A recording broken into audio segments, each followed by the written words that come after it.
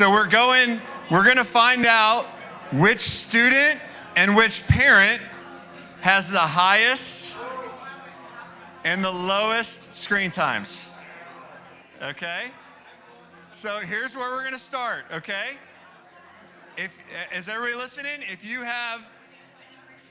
we're going to start going with the lower people, okay? So if you're lower than 4 hours, you can stay standing up per day. Per day. If you're lower than 4 hours, you can stay standing up. Now, on the other side, on the upper boundary, if you're above 5 hours, stay standing up, okay? All right, we're going to go the other direction. If you're below 3 hours, you can stay standing up. If you're above 6 hours, or 5 hours, 5.5, somewhere in there. He'll say 5.5. If you're above 5.5, stay standing up. Okay? If you're below 2.5 hours, stay standing up. If you're above 6 hours, stay standing up. If you're below 2 hours, stay standing up. If you're above 6.5, how are we doing? Above 6.5? How many youth? Okay, if you're still going for low, raise your hand. If you're still going for high, raise your hand. Okay, if you're above, anybody above 7 hours? Okay, if you're not above 7, you can sit. All right, so how many we have? 3? You're low or high? Low? What are you at on low? Is anybody? Hour 44. Anybody lower? Any parents lower than an hour 44? 37 minutes. Are you? Hour 47? Okay, he's got you. I think 30. We got 37 on the low for teens. Caleb, what do you got, buddy? 2 minutes. That's got to be because he literally just got, is that an iPad? Okay, we're not going to count that. We're going to count the 37. And then I think Lance, was anybody lower than Lance? Hour 44, anybody lower? Okay, now upper end. Karen, what were you at? Okay, she plays games. All right, look at her couching it already. She's like, I played Bejeweled, it doesn't count. 7 hours, 7.5. Anybody? Okay, Zoe. Zoe. So it looks like Zoe and Karen.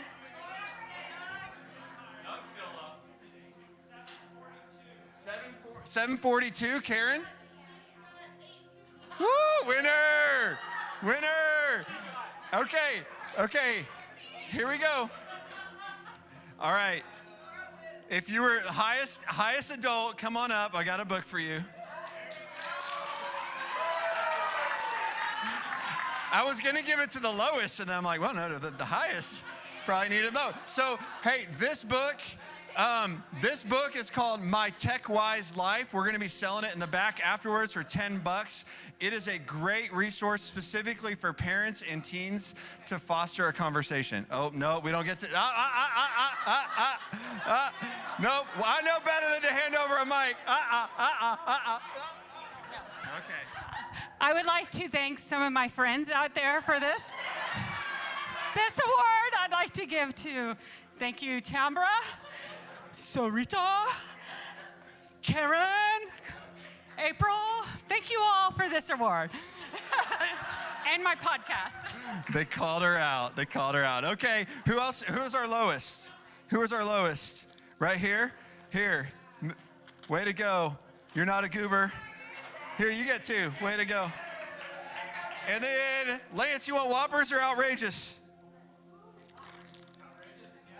Outrageous. Outrageous. There you go. Outrageous how low it was. And then who was our other high one? Oh, Zoe. Come on, Zoe. You get Whoppers. Shoo! Oh! See, you knew you wanted to be here tonight. Pastor Greg might break some stuff. All right. Well, hey, Some of you are in the room because your parents made you come here, and some of your parents are in the room because all your friends came. But let me give you a little bit of a vision why we're here, where we're going, and then what the night is going to look like tonight. And you know, the heart behind tonight is really, it's not necessarily about media. It's not about our phones. It's not about our iPads. It's not about our TVs. What it's really about is our hearts. And specifically, it's about the connection that we make with others and the connection that we make with God. And how does our digital world sometimes get in the way of that, but also sometimes how does our digital world aid that, and how does it help it?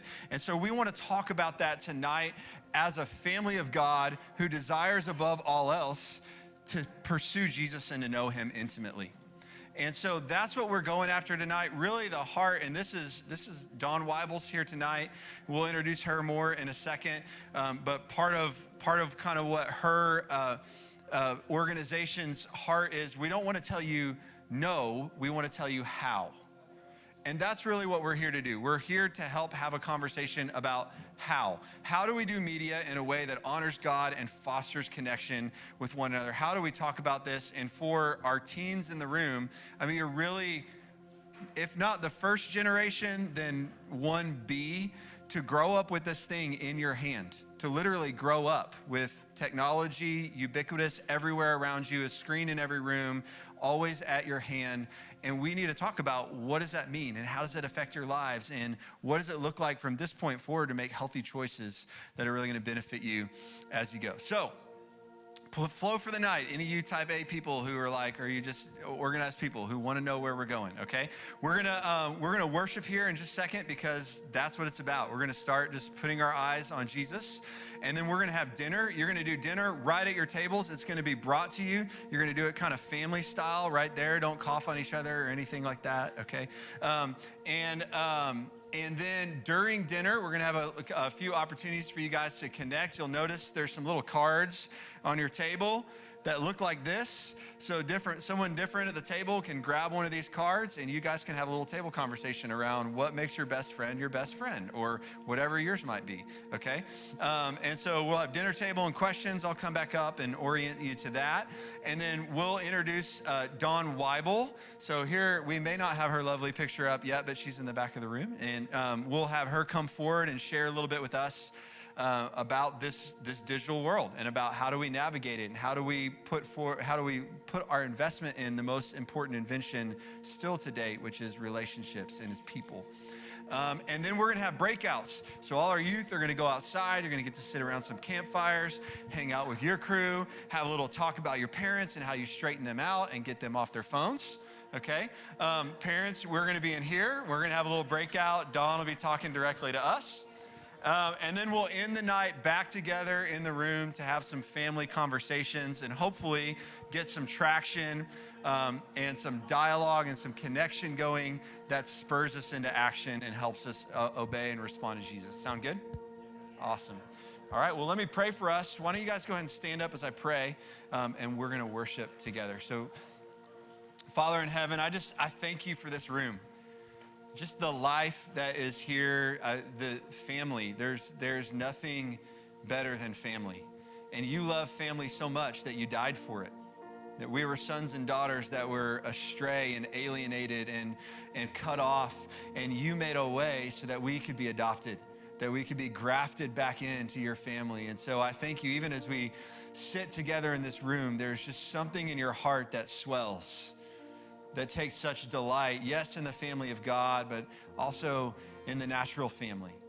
And we bless you, God, for those who sit around this table with us. We take an opportunity just to reflect how good it is to be together, how thankful we are for the ones that we're sitting with tonight, how honored we are, how blessed we are to call them our own. And we thank you that the same thing is true of you. We are so honored and so blessed to call you our Father and that you would call us your own. And so our heart tonight is that we would be a people who foster this connection with family, who lean into it with everything we have and who order our lives around it, even making sacrifices where necessary so that we can put our value in the thing that you consider the most valuable, so valuable that you would even die for it. So we love you, Jesus, and we put our eyes on you. In your name we pray. Amen.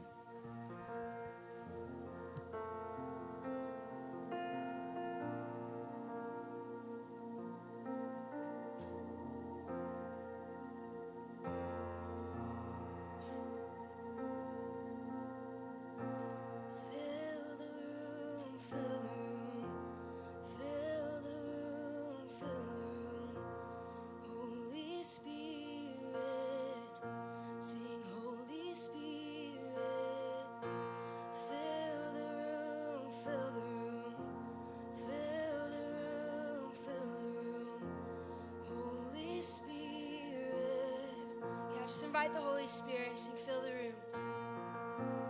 Fill the room, fill the room. Fill the room, fill the room. Holy Spirit, Holy Spirit. Fill the room, fill the room. Fill the room, fill the room.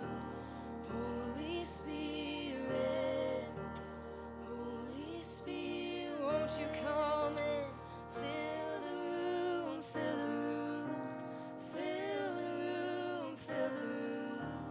Holy Spirit, Holy Spirit, fill the room, fill the room, fill the room.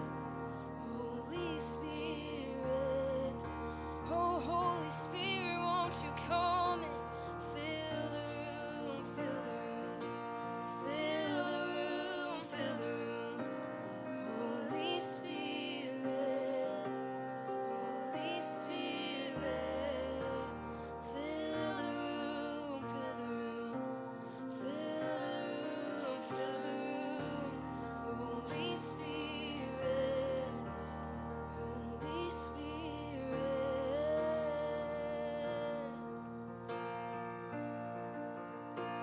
Oh, Holy Spirit, won't you come? We welcome you with praise. We welcome you with praise. Almighty God of love, be welcomed in this place. Be welcomed in this place. Be welcomed in this place. Almighty God of love, be welcomed in this place. We welcome you with praise. We welcome you with praise. Almighty God of love, be welcomed in this place. Let every heart adore. Let every soul awake. Almighty God of love, be welcomed in this place.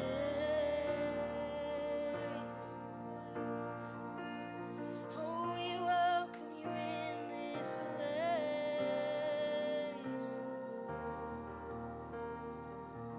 We welcome you with praise.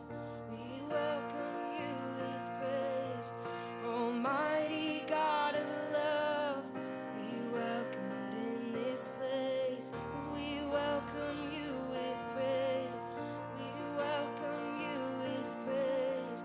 Almighty God of love, be welcome. Sing, let every heart adore. Let every soul awake. Almighty God of love, be welcomed in this place. We welcome you with praise. We welcome you with praise. Almighty God of love, be welcomed in this place. Let every heart adore. Let every soul awake. Almighty God of love, be welcomed in this place. Yes, Father, we're here for you today. You are our first love, our chief and our foremost. God, we worship you. We love you. We honor you today.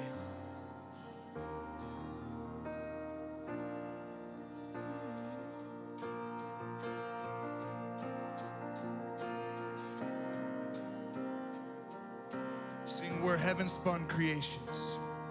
We're heaven-spun creation, His pride and adoration, treasures woven by His love. His careful hands, they hold us safe within His promise of calling and of destiny. Sing it again. where heaven spun creation, His pride and adoration, treasures woven by His love. His careful hands, they hold us safe within His promise of calling and of destiny. Oh, I will sing, and I will sing of all you've done, and I'll remember how far you've carried me from beginning until the end. You are faithful, faithful to the end. A father's heart. Father's heart that's for me, a never-ending story of love that's always chasing me. His kindness overwhelming, a hope for me unending. He's never given up on me. Oh, and I will sing of all you've done, and I'll remember how far you've carried me from beginning until the end. You are faithful, faithful to the end, and I will sing of all you've done, and I'll remember how far you've carried me from beginning until the end.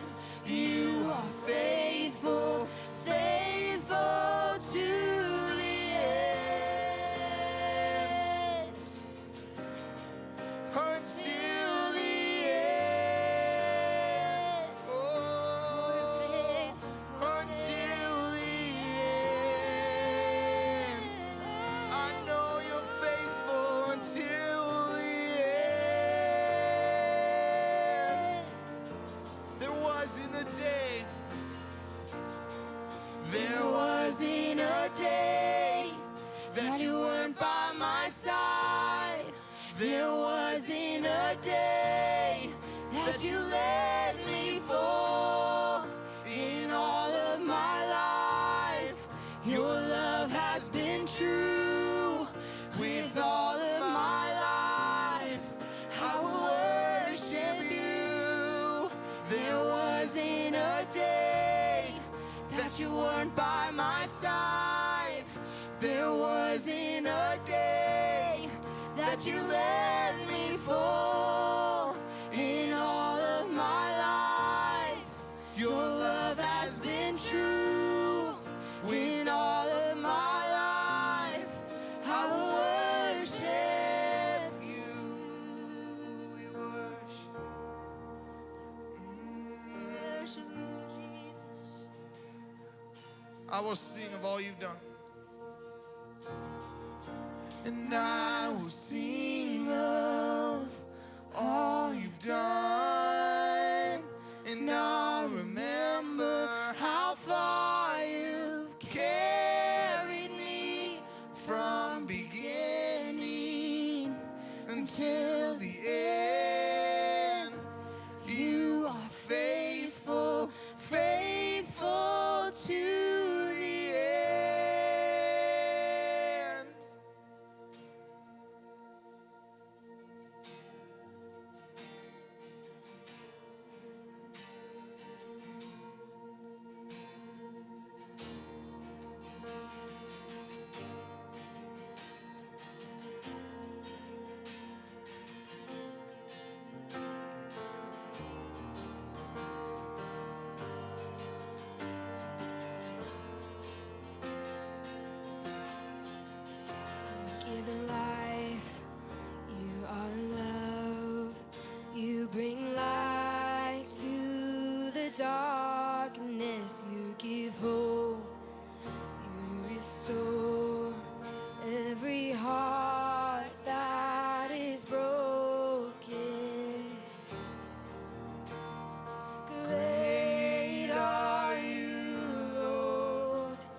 Sing that again. You give life. You give him life. You are love. You bring light to the darkness. You give hope. You restore every heart that is broken. And great are you, Lord. It's your breath. It's your breath in our lungs. So we pour out our praise. We pour out our praise. It's your breath in our lungs. So we pour out our praise to you only.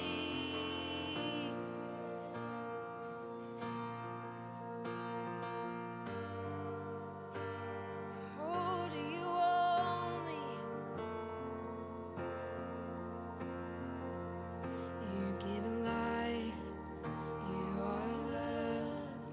You bring light to the darkness. You give hope. You restore every heart that is broken. Yes, you do. Great are you, Lord.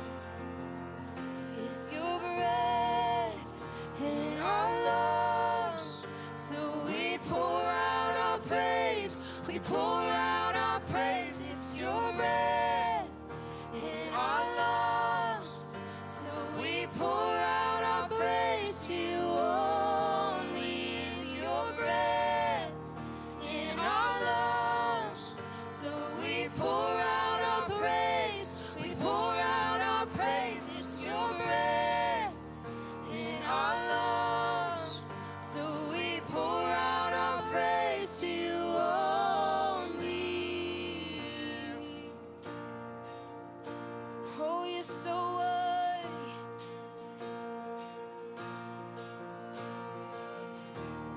So worthy, Jesus. Sing together, all the earth.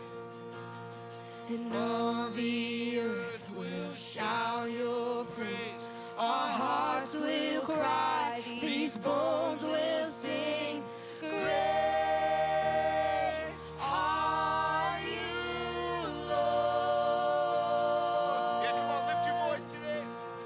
And all the earth will shout your praise. Our hearts will cry. These bones will sing.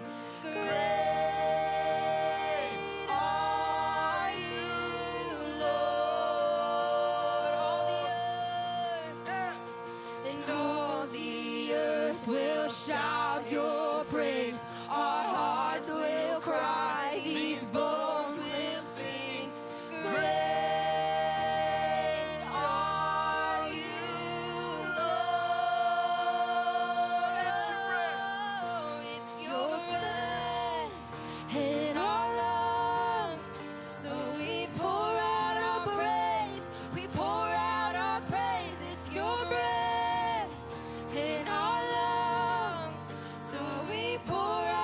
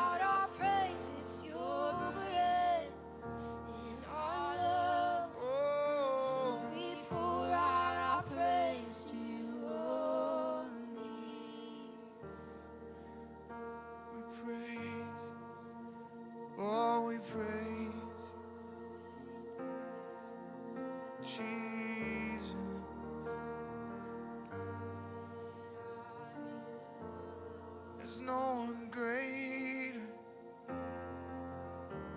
There's no one greater. All the things of this world could not compare. Could not compare. You hold it all together.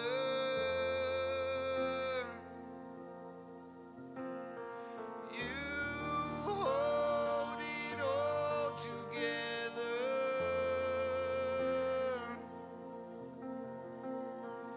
You hold it all together.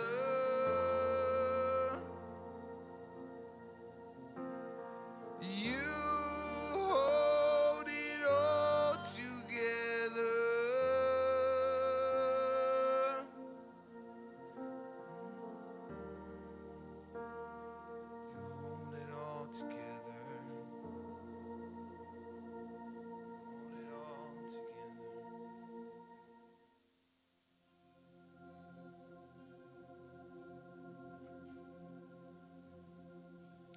Going to teach a new song today.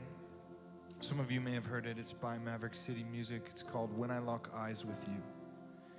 And I just love the message of this song, that all I want is you. All I need is you, Jesus.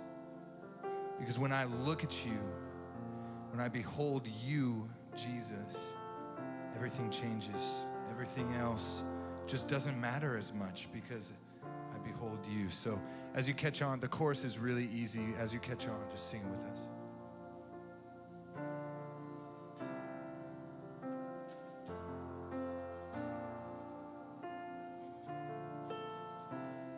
When I lock eyes with you,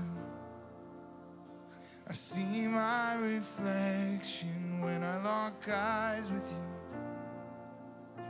I feel your affection. I love to get lost in you, 'cause you're my obsession. When I lock eyes with you, all I want, all I want is you. All I need is you. All I see is you, just you.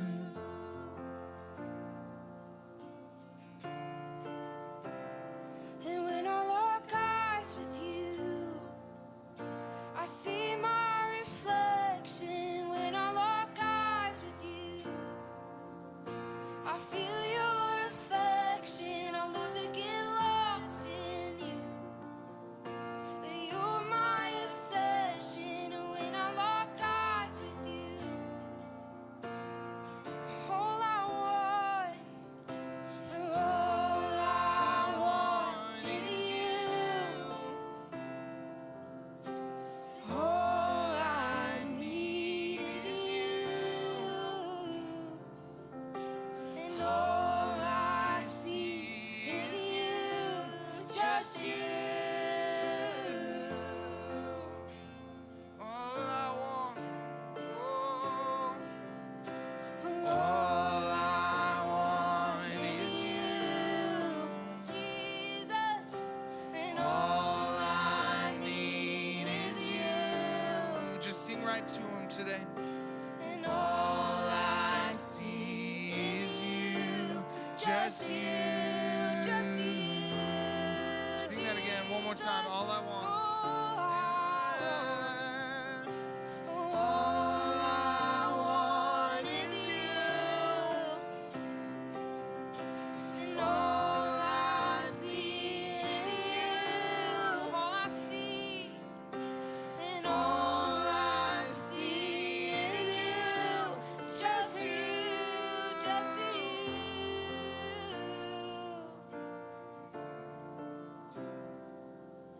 So coming like a fire, coming like a flood. I don't care what it looks like, I'm so in love. coming like a fire, coming like a flood. Just make this your prayer. I don't care what it looks like, I'm so in love, yeah. Coming like a fire, so coming like a flood. I don't care what it looks like, I'm so in love. Coming like a fire, you can come in like a flood. I don't care what it looks like, I'm so in love, so in love. Coming like a fire, you can come in like a flood. I don't care what it looks like, I'm so in love. And all I want is you. And all I need is you. And all I see is you. Just you. Just you. All I want, all I want is you. And all I need is you. Nothing else. And all I see is you. Just you. Just you. Jesus. Coming like a fire. So coming like a fire, coming like a flood. I don't care what it looks like, I'm so in love. Coming like a fire, coming like a flood. I don't care what it looks like, I'm so in love.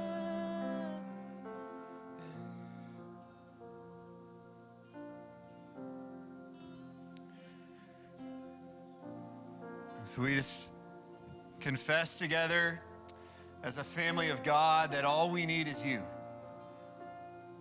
And we sing it, but now just in this place of confession in our hearts, we say it with conviction, maybe even a conviction that we say it because we know it's true, not even necessarily because we feel it, but Jesus, we need you above everything else. You're enough. And you satisfy us. And we invite you to come. These things that we're inviting you to come like a fire and a flood, they're actually destructive. But we're inviting you to come and to tear down the things and burn away the things in our lives that make it hard for us to behold you, make it hard for us to value you for who you really are. And we give you permission tonight as the Lord of our lives to come in and to be who you are. We pray these things together, and God's family said, amen. You guys grab a seat. And we're going to have dinner's going to start coming out your way right now in the next couple of minutes, and you guys can start serving that up. But as dinner is coming, we're going to do the first thing of the night that you might find a little bit challenging. I want you to get this thing back out right here. If you've got one, any kind of device.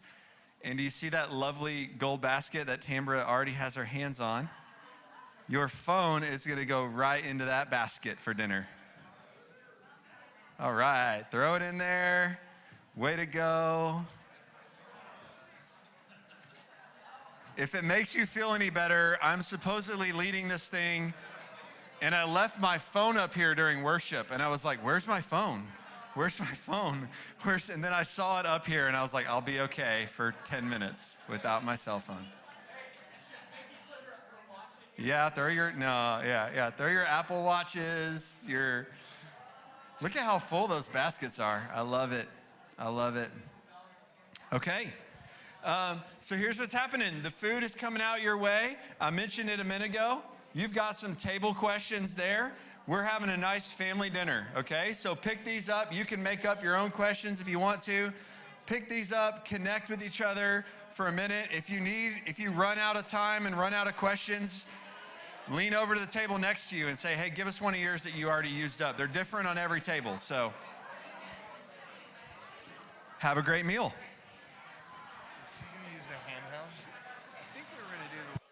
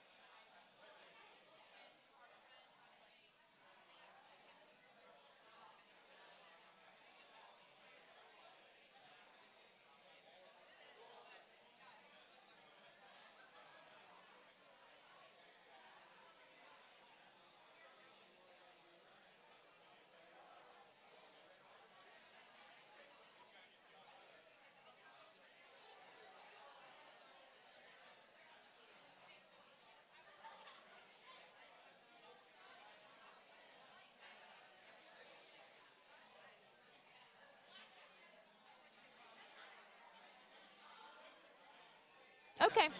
All right, I'm on. Okay. Everybody's keeping an eye. So I have that computer logged in over there, and my plan is just to walk over and click it. And when I click it, you click it. So I'll be watching your cues. That's the idea. We'll see.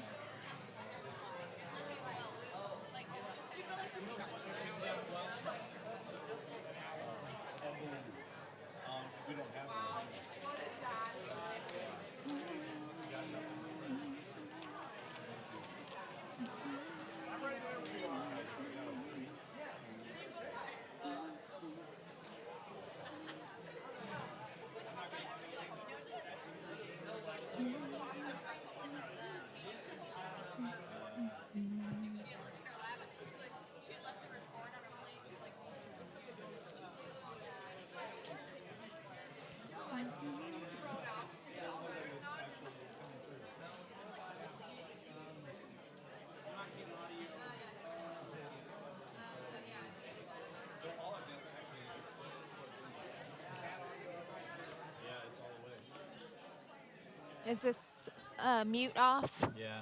Oh. And then I can't control it. Oh, no, it is muted. Well, yeah, but you can't, once it's plugged in, you can't.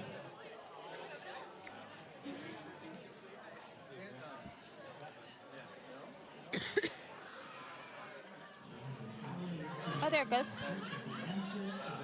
You want to start it over? Oh, is that, you did. It's undermining our family. Months we've been traveling this country in search of the answers to the questions we're all asking. Are we spending so much time on Oh, yeah. Let's start over. undermining our families, our children, our relationships, even changing our brains? Let's start with this fact. 49 days every year. So after this, we start the talk. I'm going to introduce you. Okay. So I'll bring you up. Yeah, that's great. And then go from there. Okay, great. They feel they're in a crisis with their kids.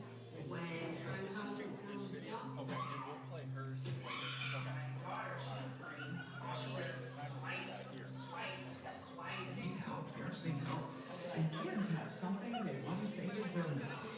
Zach, how do you feel when mom and dad are on their cell phone?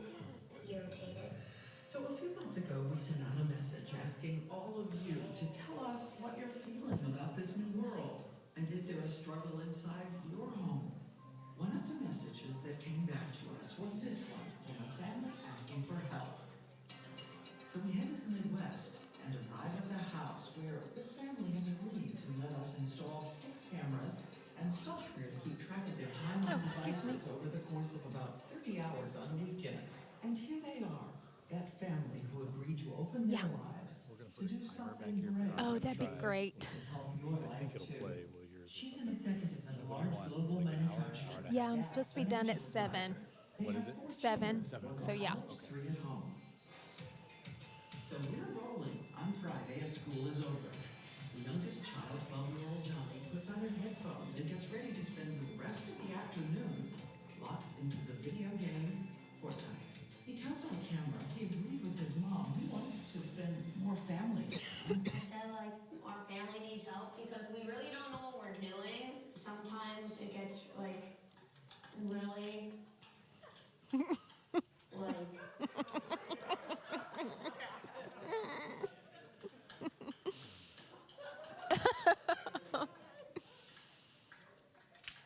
it's confusing, I guess. 15-year-old Carson arriving home. As a two-sport athlete at school and at home, 2 screens at once, Snapchat and video games. His older sister Kristen, athlete, good student, sits on the sofa with her Snapchat, then scrolls Instagram. Dad, who works from home, is on his computer too. At 6:30, Mom finally arrives home after her 11-hour day at her high-pressure job. Exhausted, happy to hug the kids. And over Dad's tacos at dinner, Mom decides to talk about talking. The reality is that you guys are on your devices like almost all the time, and we don't have a chance to talk. Kristen says she needs the time to have friends.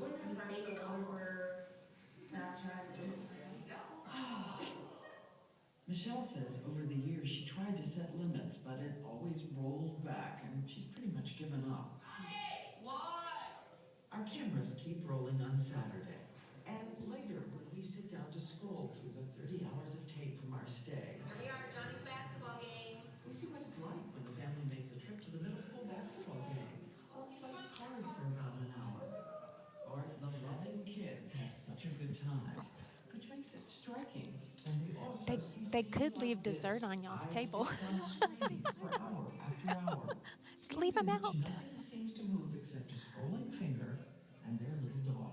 So we asked the family to gather with us around the table for a kind of tally. We start with Johnny. During the day and a half we were there, he was nearly 12 hours on screens, 7 of them video games. Carson, even longer, 14 hours. Johnny's on his device right now. Johnny. And Kristen is stunned to learn she's been on 12 and a half hours. Kristen. The parents, 5 hours each of social media, Facebook, Twitter, YouTube. So we asked the renowned Gutman Institute, which has been helping families for more than 20 years, to watch the tapes too, and give this family some steps, some guidance toward the change they had told us they wanted. Therapists Carrie Cole and Don Cole, husband and wife, have counseled families for 25 years. So how do we embrace it as a thing that enhances our families rather than takes away from them? 2 of the kids wanted to say hello and get a kind of teaching moment about family conversations and asking something other than the usual questions. So would it feel different if you said, what's the best thing that happened to you today? It'd get my mind thinking back on the day. That's a good idea. So now the family is ready for step 1. Is the Prezi presentation in presentation mode? When it will be, yeah. Because if mine's not going to be, because the videos won't play up there for me, so the sound won't come out. But yours, yeah, it'll need it. Right now it's in the browser minimized because this one's maximized. Yeah, and then when you can just hit the present button at the top. Yeah, and then I just right-click the arrow. I just do the arrow through. Okay. And it'll look weird because it zooms in and then it zooms out. Did I tell you that already? And then it zooms in and zooms. So there's a lot of slides. Yeah. Just keep going forward.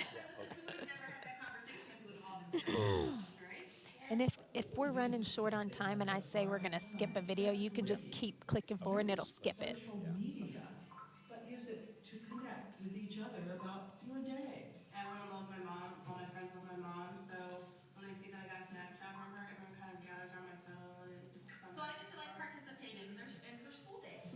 She's going to show you a few moves. Okay, I want to see it. You may not know it. There you go.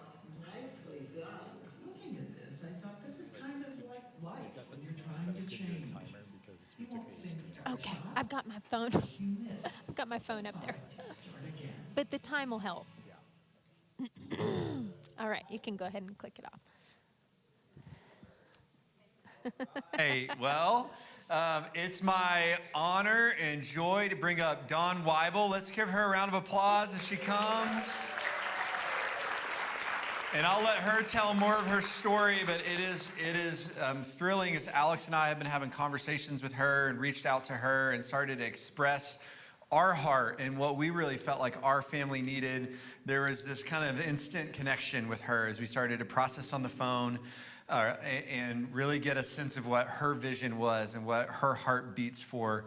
And so it's just such a delight to have her here in person. She made it from Texas through ice and snow and everything Somehow. else, and she's here. And so I'm going to go ahead and just hand the floor over to her and let her go. Okay, thanks. Almost grabbed your phone, or microphone. I don't need it. Thank you guys for having me. I am so glad to be here and so surprised I actually made it. Yesterday I woke up to complete ice on our street in front of our house. All week we were without power and had a lot of ice in Texas. So we literally watched it melt. I hopped in the car, got to the airport, and made it. So I'm really thrilled to be here this week. I felt a lot of resistance about what we have here, so I'm so thankful to be here. I just want to take a minute for everybody.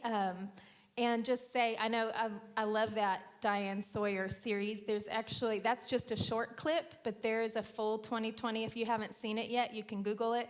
There's a full hour presentation of her going all over the United States studying smartphones and screen time, and it is a really, really interesting presentation that she does. It reveals a lot of what we've been studying for about a decade on screen time and on what it's doing to our brains and our bodies and our relationships and our families. And so before I even launch into who I am, who we are, and how Talk More, Tech Less got started, I just want to say first that we strategically named Talk More, Tech Less what we did because we know that we use technology.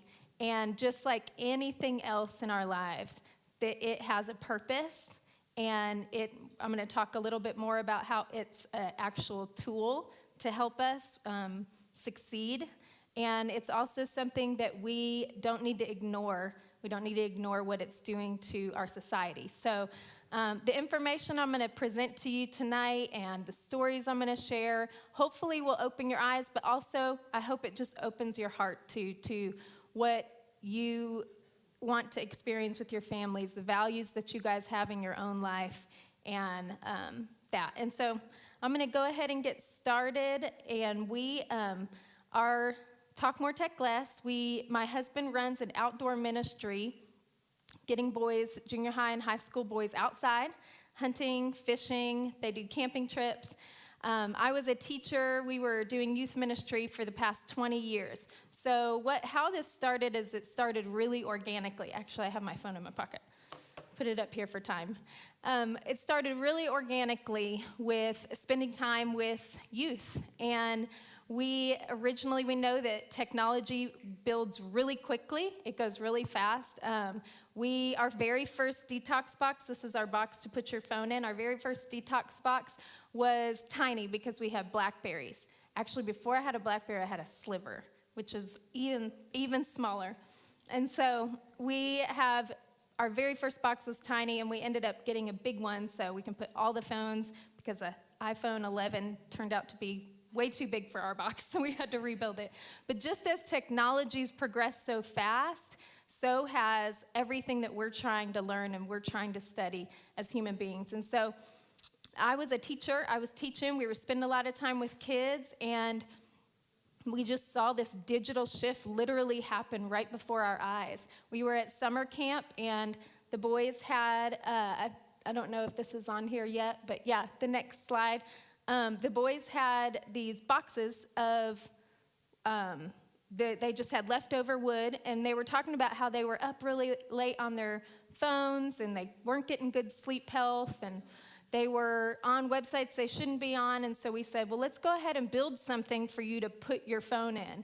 And that was way before we even knew the science about having a home for your phone. And so we built these boxes, and you can see this is Payne, and he has a deer antler as the handle on his. So we got home from camp, and we ended up starting to just read about digital health and about what's going on in society. We were noticing that the boys at camp couldn't make eye contact with us as well as they used to. A lot of the connections that were happening in their home were very related to cell phones.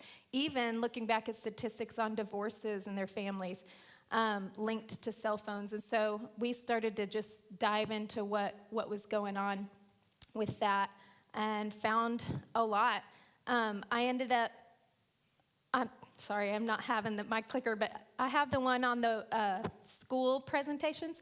I ended up calling schools and just saying, hey, can I come talk to students? Because I'm already a teacher. And I started talking to students about digital health and hearing from students about what was going on with their cell phones. And this was 2013. This was quite a while ago. And just seeing even the progression since then has been really, really eye-opening. And since then, I've gotten my digital wellness certification, and that is what I'm going to share with you guys today, is the 5 pillars of digital health and how you as human beings can remember how to be a human being and not a human doing. Because a lot of times what our devices want to do is they want to get us to do more things. One of the things that we've studied is the dopamine, which is the hormone that brings us excitement and gives us energy and makes us happy. That our dopamine used to come from oxytocin, which is another hormone in our body. That's the connection hormone. That comes from close connections with the people in our life. It comes from hugs. It comes from mom's breastfeeding. It comes from conversations and eye contact. That's oxytocin dumps into our bodies and causes the hormone dopamine. But what now we're seeing is with cell phones, the hormone that we're all experiencing is adrenaline. And so instead of oxytocin, we're experiencing adrenaline dumping into our bodies because of all of the things that we're seeing and taking in, and it's exciting us. And that is where we're getting our excitement. And so that's linked to a lot of the health issues that we're going to talk about today. So if you can kind of remember the difference in adrenaline and the information that we're taking in versus connection and oxytocin, those are big terms, but that can kind of help guide us. One of the things that I like to say all the time is technology is a good tool, but it's a bad master because me and my family, we use it. I'm a mom of 3 boys. I have a 14-year-old who loves Fortnite. He actually plays Minecraft too and some Marvel game on his phone. And then I have a 12-year-old and I have a 7-year-old, all boys. And so I also use it for my work. My husband uses it for his work. And if we really look back at this last year, did you guys end up having to do virtual learning here? Virtual learning? Yes? Okay.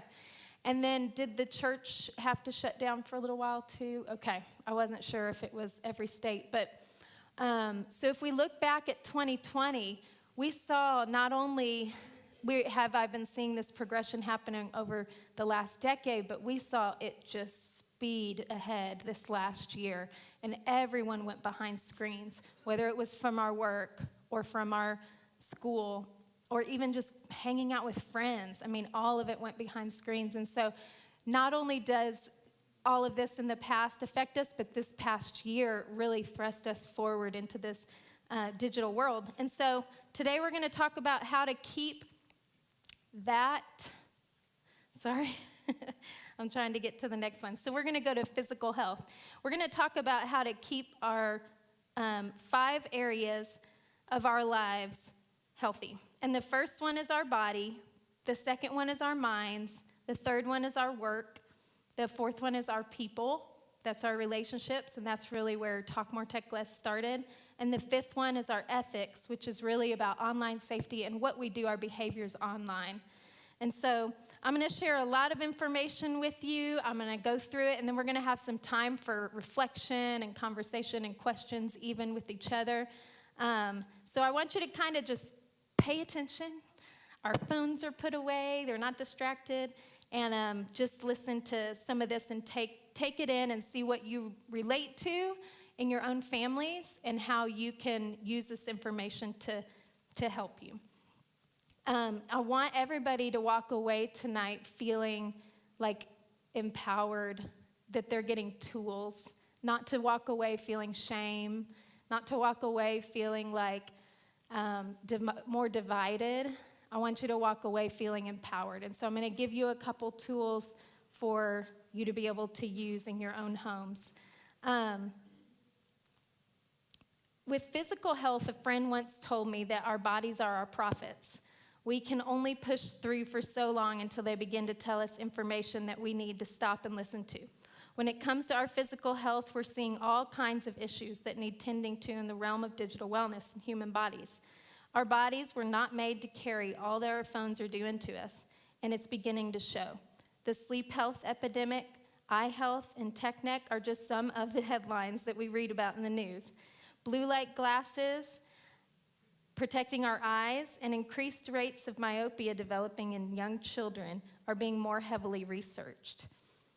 With the pandemic, like I said, this last year, we're seeing even more alarming and quickly physical deterioration from overuse of screens and sedentary lifestyles. A lot of us are sitting. I have to sit a lot more than I used to. When our kitchen closed back in Waco, Talk More Meals, I was sitting 8 hours of the day rather than moving around and cooking. And so it was just a practical example of how we had to go back to not moving our bodies. And our bodies really carried it and showed it with all of the issues that we're dealing with. And so I'm going to go ahead and go over to, oh, did it go off? Sorry. I may have to turn this around. Oh, you know what? We can skip that. It may have the wrong, I'm sorry, you guys. May have the wrong one up there. It's the copy one. Yeah, there we go.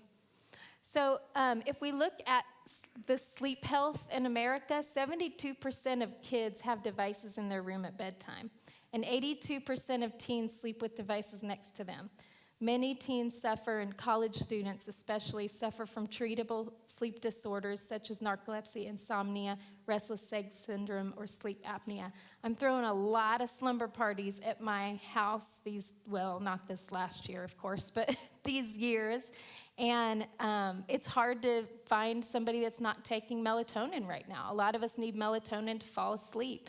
And part of that is because we have our screens in front of our eyes 1 hour before bedtime.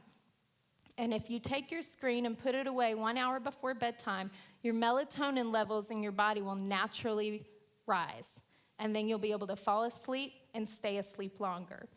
And so we encourage everybody to put your phones away 1 hour before bedtime. I even grab the phones from my kids every once in a while, and then I'll say, hey guys, just take your eyes off your screen, let your body get tired, let your eyes get tired, and get a good night's rest, because we're seeing a lot of issues from it. There's also in our Digital Wellness Collective a group organization called Lofty that has an alarm clock that's pretty amazing. And you can put it in your room and set your phone outside of your room.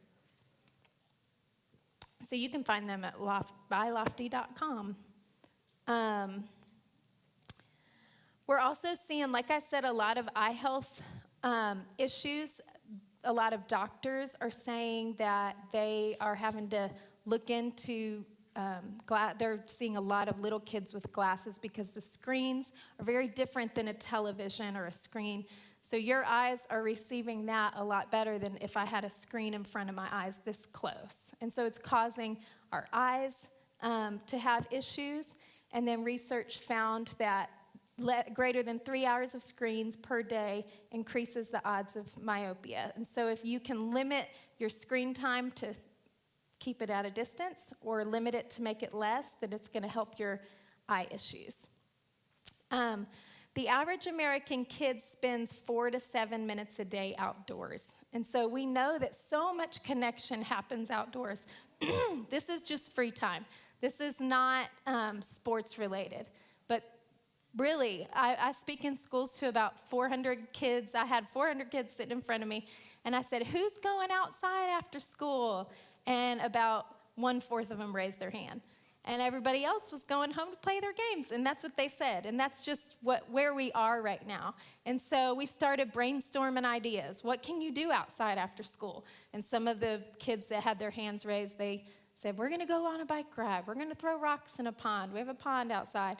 And this was a rural area. And so they still weren't getting outside. But the truth is that what we have in front of our face is a lot more exciting. We're getting those dopamine dumps, that adrenaline from what's in front of our face. And so going out to look at a blade of grass or hop on a bike, it's just not as fun. It's scientifically not as fun. And so some of this information hopefully can relieve that stress and that shame from you feeling like, why am I so attached to this? Why are my kids so attached to this? And that aggression that can come up in you, you can realize, oh, this is actually just what's happening to me biologically. So our bodies are really, really important. I'm running this thing like you guys are watching it. I'm sorry. So here, I'm going to turn it this way. So our bodies are really, really important part of digital wellness, and they're the first one I share about, because they're what's going to show us what's going on inside. And a lot of times we forget about our bodies. We think, we think that we don't have to worry about it. We need to think about other things, but we really need to pay attention to what's going on with us. We're going to go ahead and look at mental health and look at our minds, because we're seeing a lot of issues with mental health. I want to ask the kids in the room. My son has a really hard time falling asleep when it's quiet. Does anybody else have that issue? He's 14. He wants fans on. He wants music playing. He wants a lot of noise. And I know a lot of us do. I do like a good fan. Fan noise is nice. But really, the truth is that a lot of silence makes him uncomfortable. And watching the amount of noise that's in his life, that's in our lives, when we actually get to silence, mentally our brain starts racing with either thoughts or things we need to do, and it's that adrenaline rising in us. And so it's really, really important for us to consider what silence looks like in our life. Prayer and spiritual practices, reading scripture, being silent can reverse the effects of digital overload. Like I said in the last slide, being outside. We've witnessed it with young men going to the woods and letting nature detox their minds and open their hearts. We've observed it with setting phones in our detox boxes or in baskets during holiday meals, allowing families to bond together and use eye contact. And the physical touch of hugging and mindfully listening to each other, really listening and looking at each other, not being distracted. We've watched that heal. We've watched that heal our bodies and our minds. And so it's a really, really important thing. Is that my phone? Somebody's.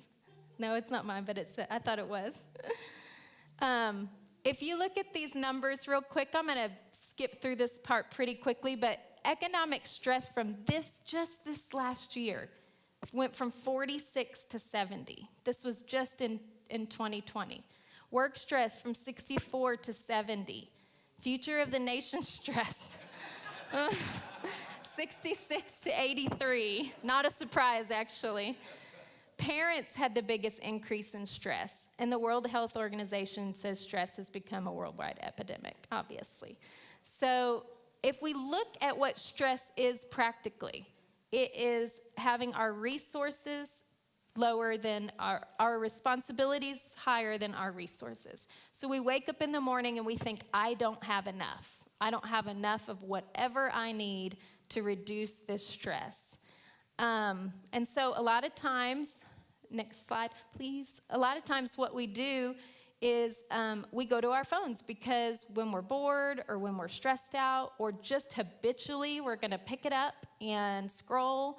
But what's happening is our stress level is rising to the point of mental health issues, where we're feeling so low with resources and so high with responsibilities that we're really stressed, and it's affecting, and I'm talking about the nation, I'm talking about actually globally, it's causing so much stress that it's affecting mental health. And looking at the numbers of cases of people dealing with loneliness and anxiety and suicide and depression, it's skyrocketed over the last year, but even before that, we were seeing a big rise. And what do we do when we feel stressed or we feel bored? We go to our phones. And so one of the things that we're looking at is actually having 3 deposits a day, 3 things that you do. So I'm going to have you guys be creative with your table for a minute. I want you to think of 3 things that you do apart from your phone that causes your stress to lower. Just think about it. Think about a really stressful day you had recently. Maybe a paper was due, or you had your bank account was low, or different things were going on in your life. Work was closed. That was ours last week.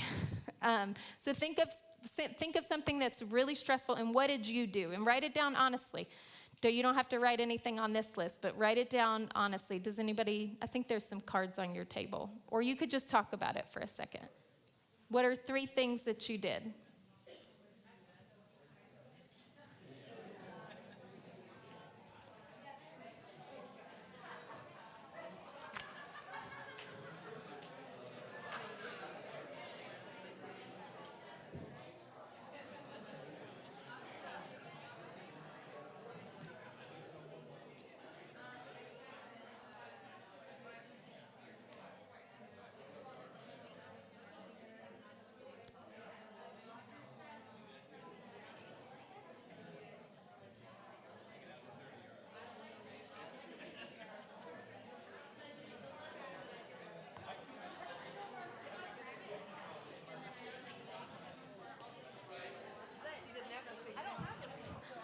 I think maybe the wrong presentations. Is it the copy? The one called copy. Yeah.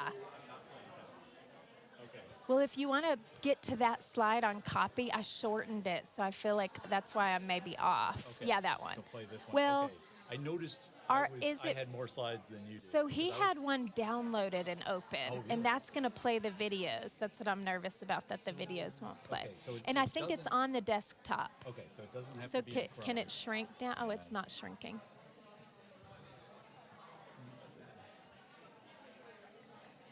Is it on Do you the wanna- you wanna just desktop? pull it Is up? that it?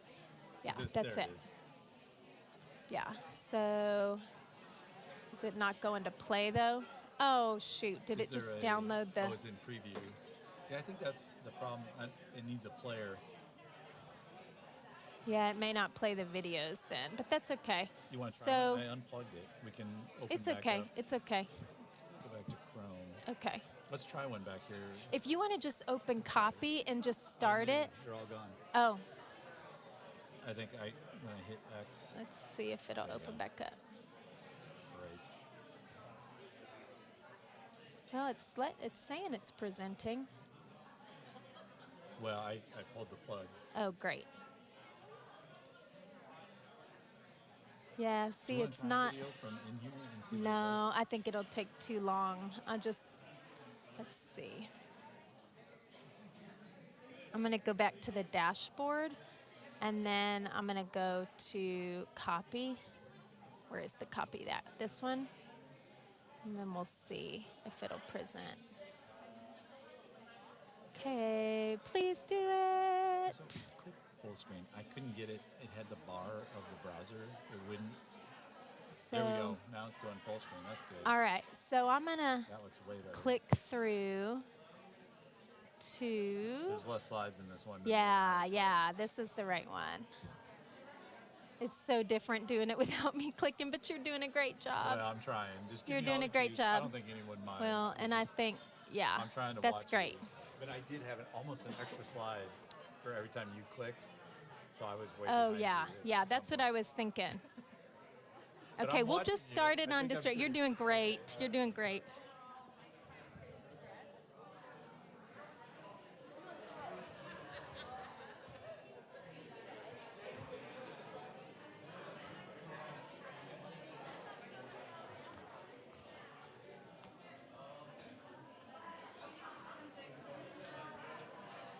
Okay, tech issues, people, tech issues, sorry. Okay, does anybody want to share real quick just one thing that they said at their table that they do to reduce their stress? Hey, we made a connection. We both have an archery target in our backyard, so we're like, Nice. Nice. My son's asking for a punching bag this year. It just started. That's great. Anybody else? Yes. I did a lot of that this year, walks. What did you say?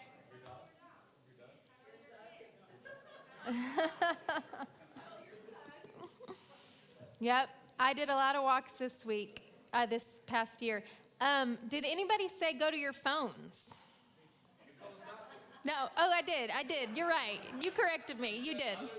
That's right, other than go to your phones. Well, the truth is, a lot of times we do go to our phones too, but if we are going to our phones intentionally, if we're going to our phones, and we're going to talk a little bit about that in the relationship section, if we're going to our phones intentionally, it actually can lower our stress. But if we go to our phones habitually, then it's actually going to keep that threshold up. So you guys had you were right. You guys had some great recommendations there.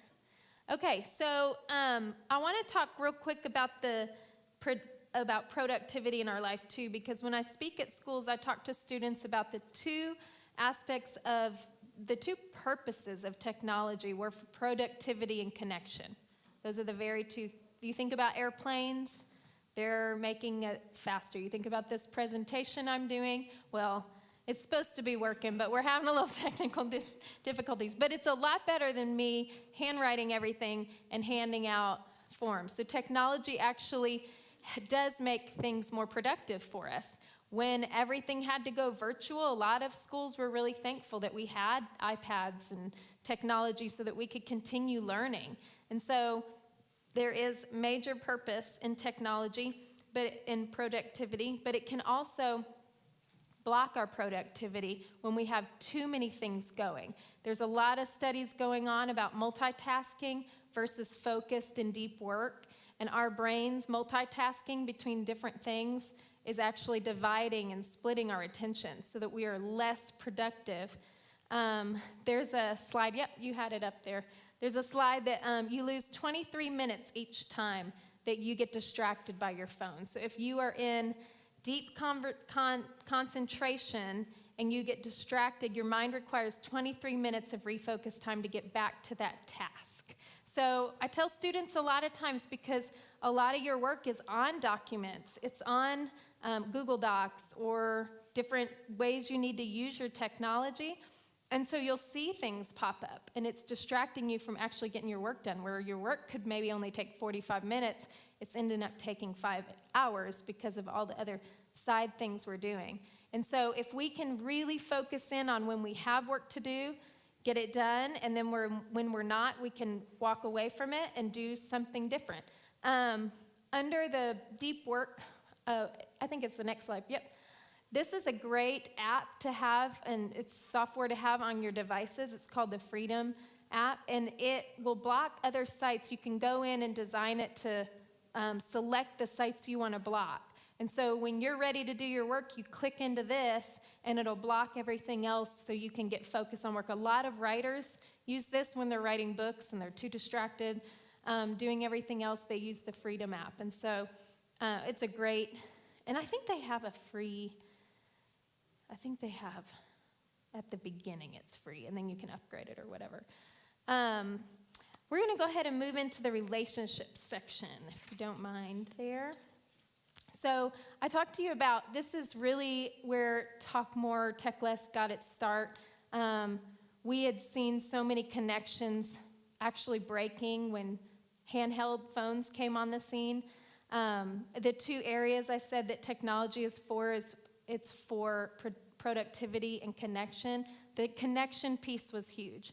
This last year, when we were all in front of screens and able to connect with each other, FaceTime was a huge blessing. We were able to FaceTime our grandparents who we were trying to keep from getting COVID. We were able to FaceTime our friends after school after school hours when we were virtually learning.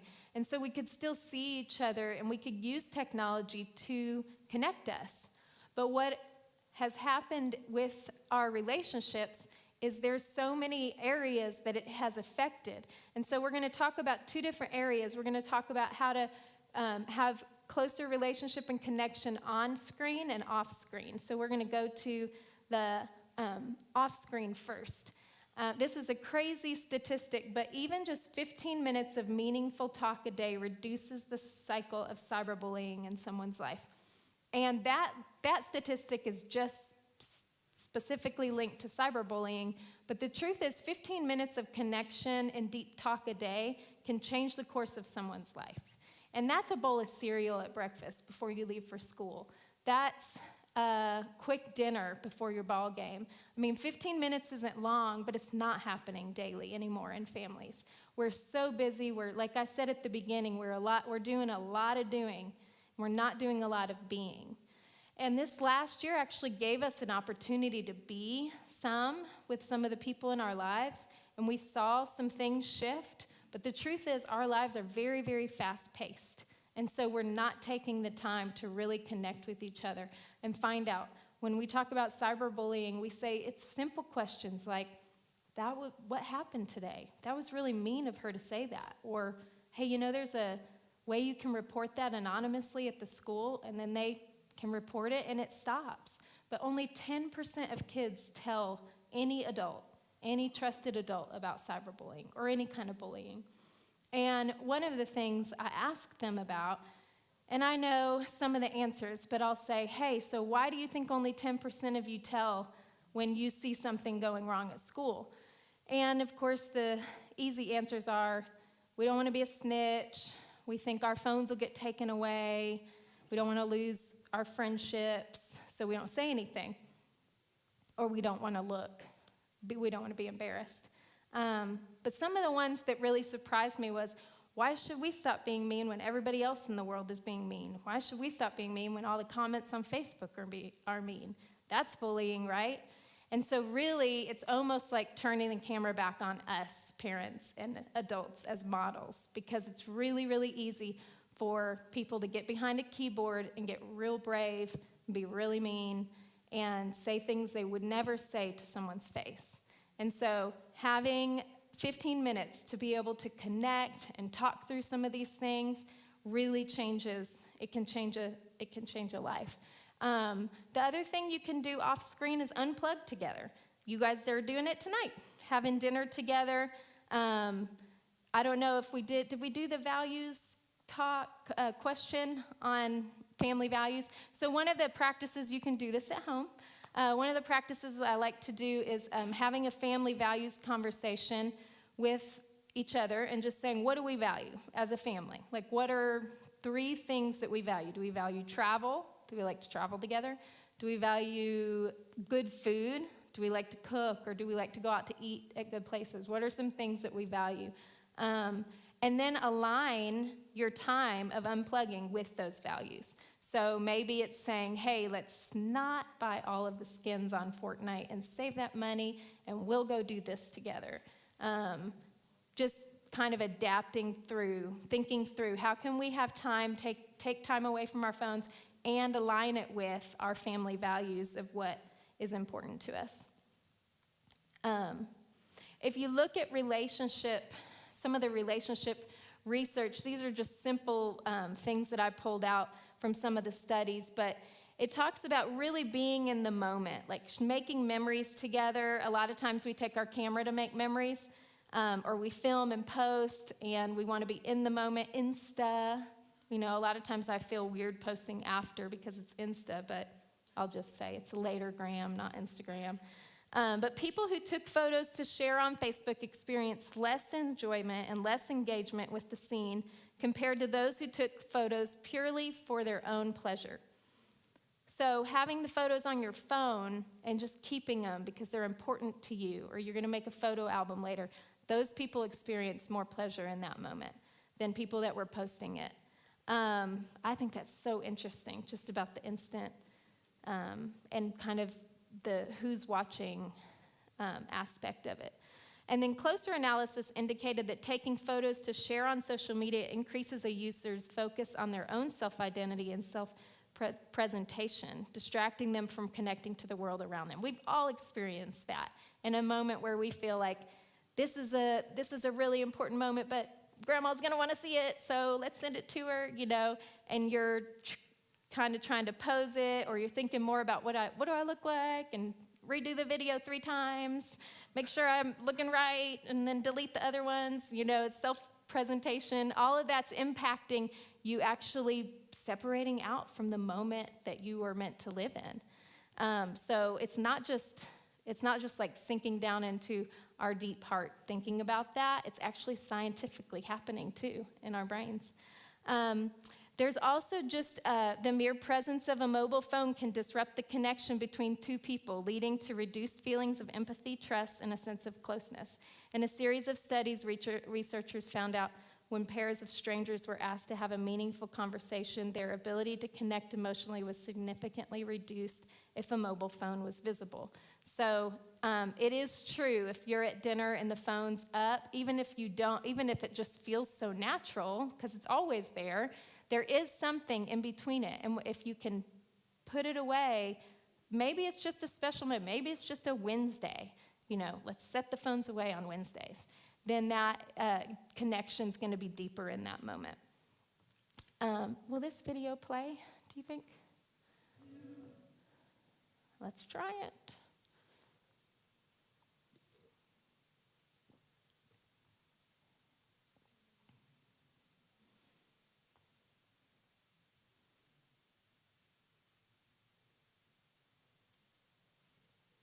It's okay if it doesn't.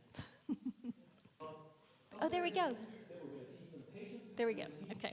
A lot of you may have seen this, but this is a great. We have a responsibility as marketers to help our clients use technology to bring people together.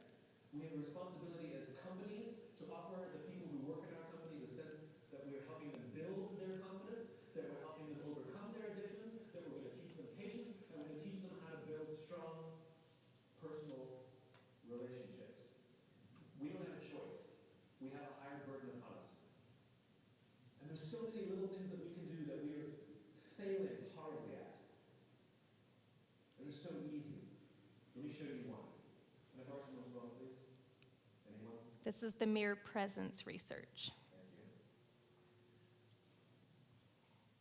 Okay, there is a subconscious reaction to these devices when we use them. Okay?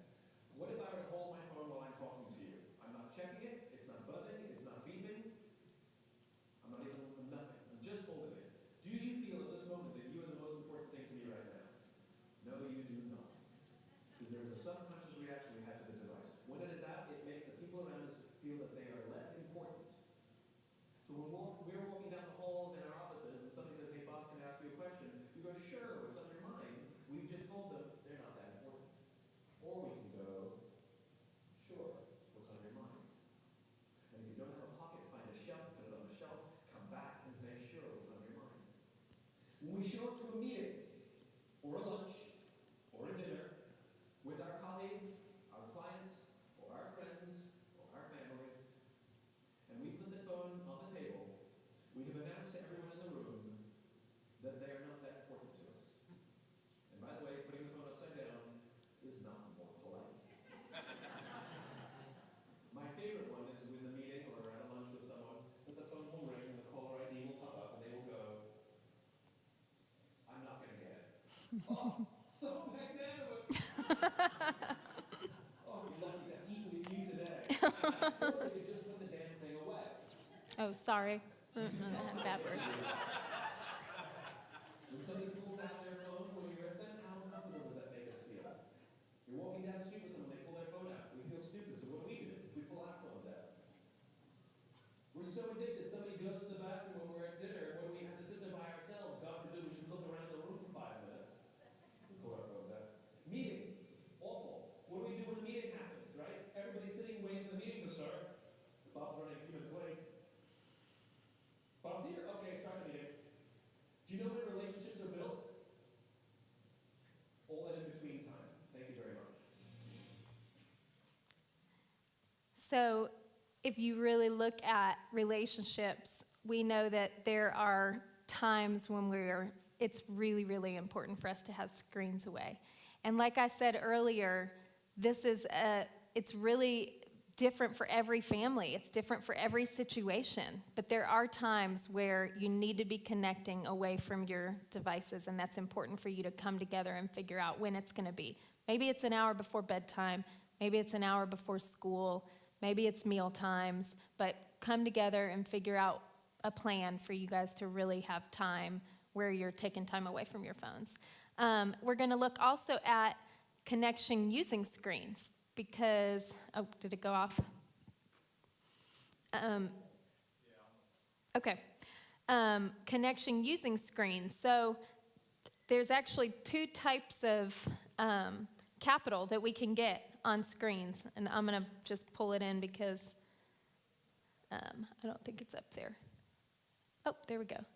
So there's connection using screens. There's time for us to be off. There's time for us to be with each other and on our screens. Like we said, this last year, there was a lot more FaceTime. There's time where we're on Zoom meetings. There's time where we're behind the screens connecting. And there's ways to actually do that. But the two types of, I think it's the next slide, actually.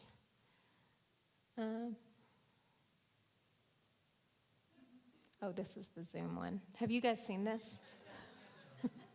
I don't know if the volume's going to work on it.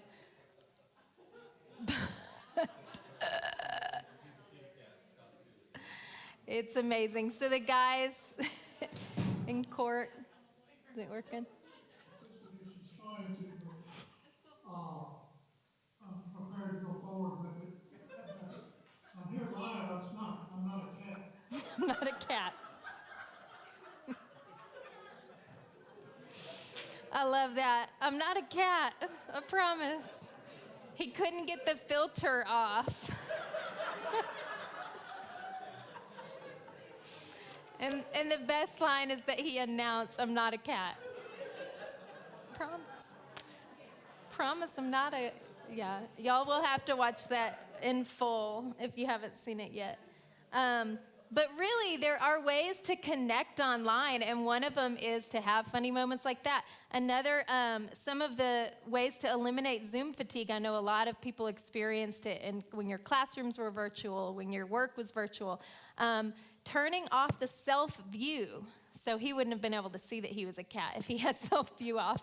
But if you turn off the self-view, you can actually pay more attention to what's happening in the meeting. If you think about sitting around your meeting at work or sitting at school and holding a mirror up in front of you the whole time you're having class, that's how it felt. 70% of your brain energy goes into that self-view. So if you turn off your self-view while you're in a Zoom meeting, you're actually able to be in the meeting and be present. And so that's just a little bit of the way to eliminate some more of that Zoom fatigue. Another way is to lean way into the camera. And I know a lot of us don't want to do that. We're putting on filters and backing up and making sure our background looks good. But if you lean into the camera, you can actually make eye contact with those people you're connecting with. So when you're on FaceTime with grandma, you're really wanting to connect better, then lean into that camera and make sure they can make that connection with you. So sitting closer, talking louder. I know sometimes when you're on those meetings, you're like, what? I can't hear you. What? I can't hear you. So talk loud enough so that the people on the other end can hear. But that's just a part of the Zoom fatigue resilience to build that up. Social capital. So there's two different types of social ties that we have on Facebook, Snapchat, Instagram. If you guys are on social media, whatever social media you have the bonding social capital, which are investing in strong relationships between individuals that allow for emotional support, trust, and companionship. Those are family members. Those are close friends that you know in real life. Those are your relatives a lot of times. Those are strong, supported relationships in your life. And then there's the bridging social capital, which are more of the weak and distant relationships between individuals that make opportunities available for information sharing or knowledge transfer. And those are important too. Having those bridging social capital relationships are really important in our lives. It's a way we can network. It's a way we can get to know new fields or new interests or new things that we're involved in. But when we use social media as a tool to deepen our strong tie relationships, we're seeing research is showing that our well-being actually increases. And when we use it to consume or compare ourselves to others, or we're following a lot of celebrities and we're doing a lot of comparison, our well-being is actually decreasing while we're online. And so to be more intentional about when you do get on social media, when you are getting on online to do whatever connection you're doing in your relationships, to spend the bigger amount of time on the strong tie relationships is actually going to help you. It's going to make you feel more connected. A lot of students have said that being able to text my friends and being able to connect with people on social media, I have stronger friendships. That's because those are their strong tie relationships. And there's a way to stay connected online through that. But if we're using so much of our energy to consume, and it's actually, I think the next slide, oh, maybe it's not on this one, talks about doom scrolling, which is, that's the term they use, is doom scrolling. But it's just going deeper and deeper into the rabbit hole of, oh, my life. I thought my life was great, but now I see all these people in hot tubs in Colorado in the mountains, and it's snowing on them, and they're on an amazing vacation, and now me sitting here with my dog and watching my favorite movie is not as fun. And that's what doom scrolling does. It makes you just feel less important. The rest of the world is doing great, and your well-being is actually decreasing, and it's affecting your mental health, and it eventually will affect your body too, your physical health, and your relationships. And so really using those ways to connect and to support yourself is going to be important. The last one is batch work-life balance. So what a lot of us experienced this last year was we were on our phones all the time.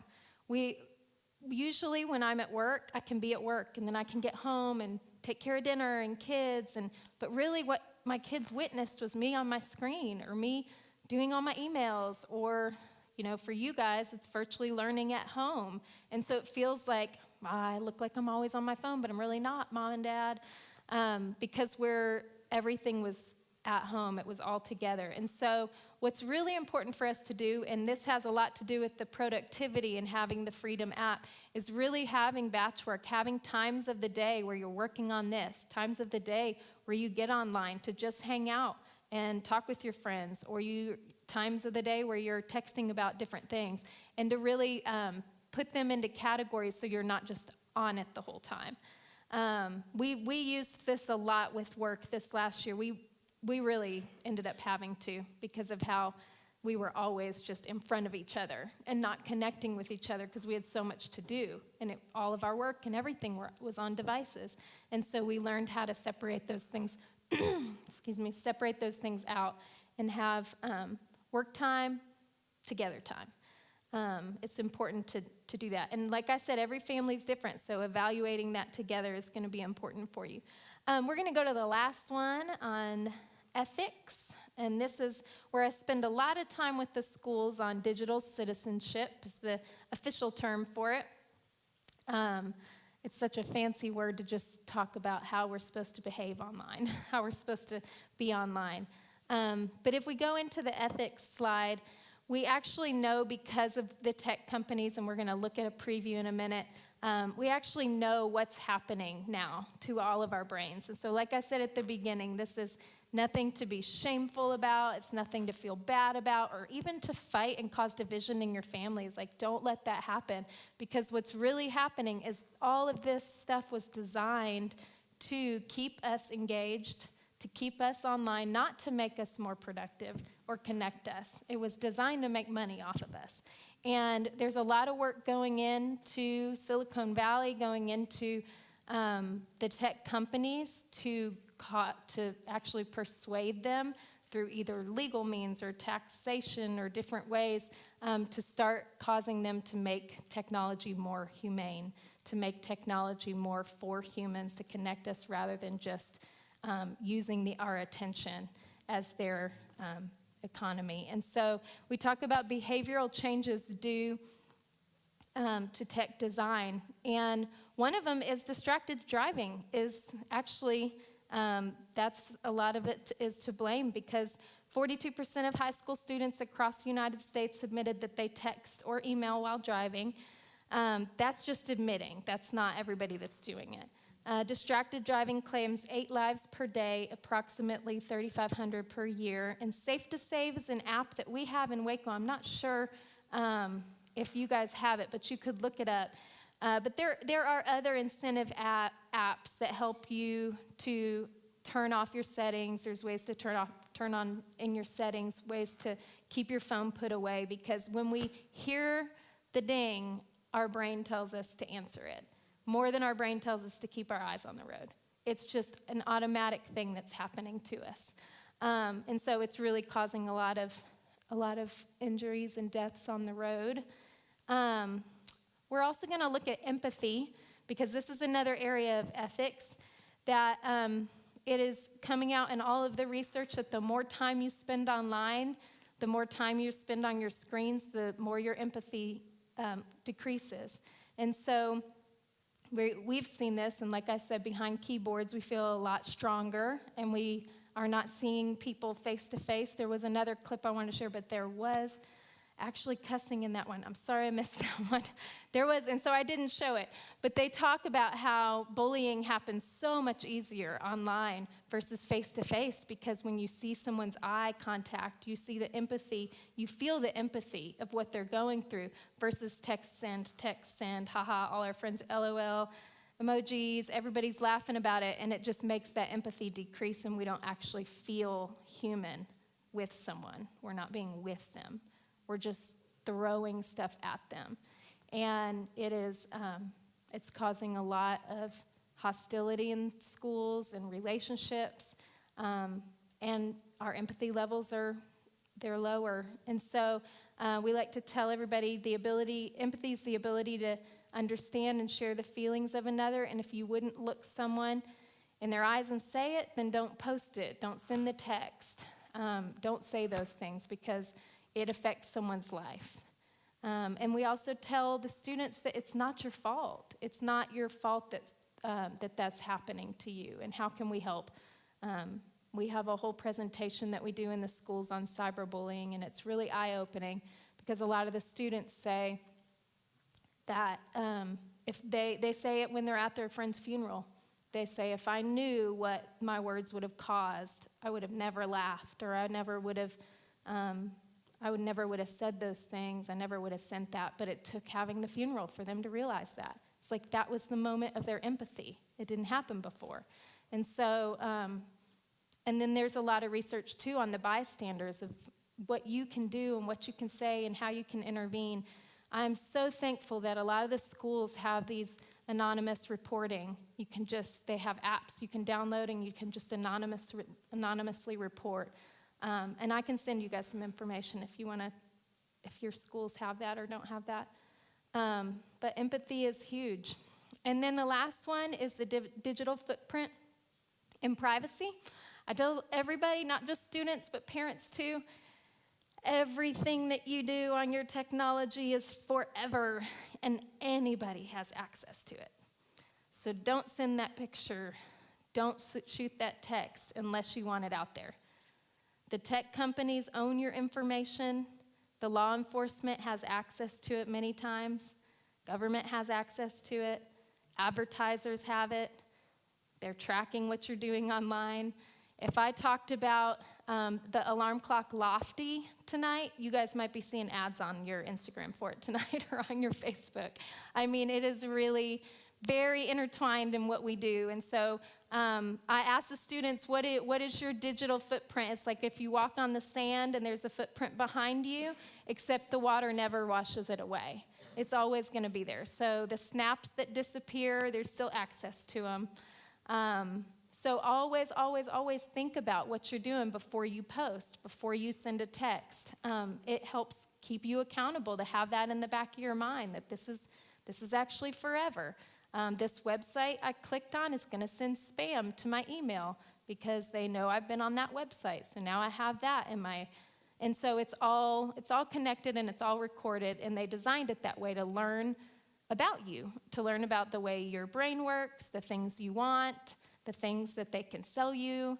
And so it's all very connected. And so it's actually accountability designed into our phones. And I tell families all the time to talk it out. My son had a text the other day that was just a spam text. It was awful. And there was a link. Thank the Lord he didn't click on the link. But it was just awful. And he came over and showed me, and we talked about it. And I said, yeah, that means this. That's not okay. Let's report him. And I showed him how to report it. But I say it all the time. Instead of hiding it, instead of secretly keeping things secret, get it out. let it out, talk it out, and be a safe place. Be a safe place to come to and to talk about the things that are happening on our phones, because we all know that it's there and it's hard. And I also tell students 92% of employers use social media for hiring, recruiters, sports, college. A lot of you probably Googled me before I came. We're out there. Our information is out there. The things we do are out there, and it's to be considered when we're active online.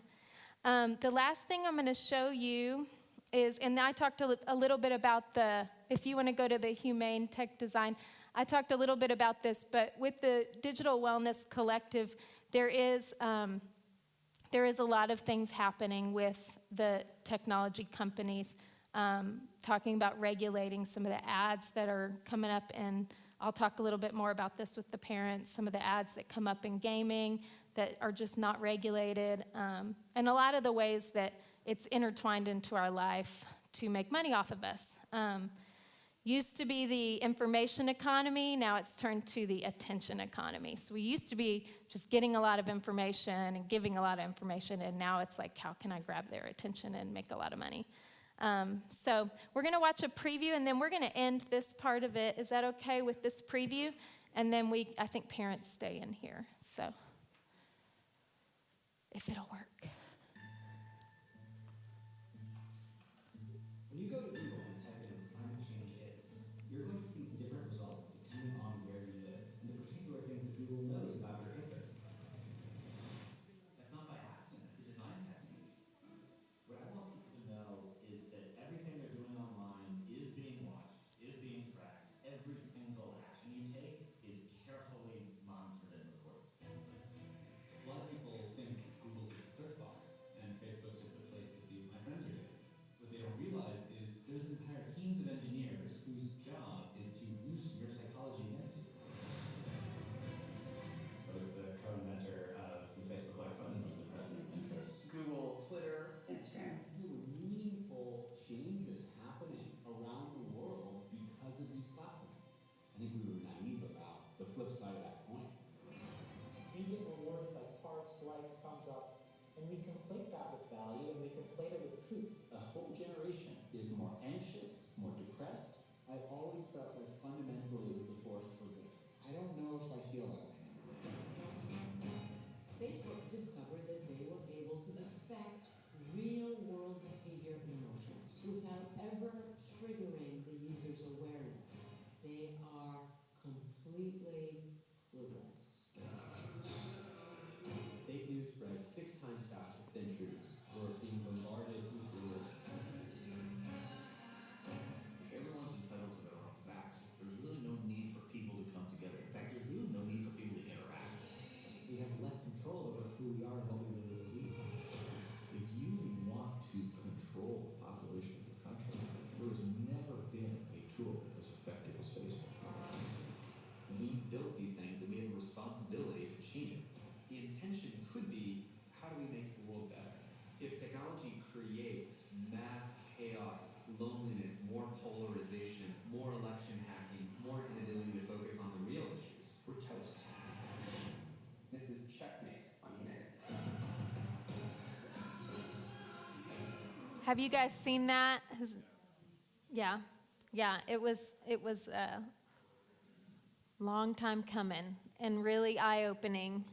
A lot of the research that came out in 2017 was involved in that. But I just want to end with saying this to you, that regardless of everything that's behind our screens and on our screens, you guys have each other.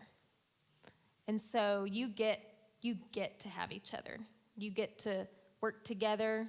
You get to be open with each other. You get to make a plan for how you're going to remain human beings, because this is not slowing down. It's speeding up. So thank you so much for having me. All right. All right, so we're going to have a little breakout time. So all of our youth can stand up, and you can follow the ebullient Alex right out the back there. Y'all go sit and warm up the fire. Adults, if you need to stretch your legs or use the restroom or grab a cup of coffee back there, you can do that real quickly.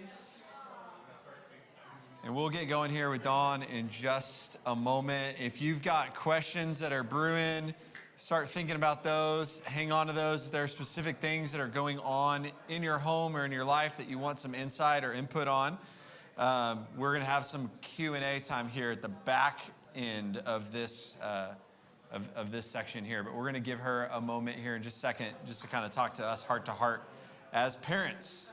So take a break for a second. We'll come back in about 3 or 4 minutes.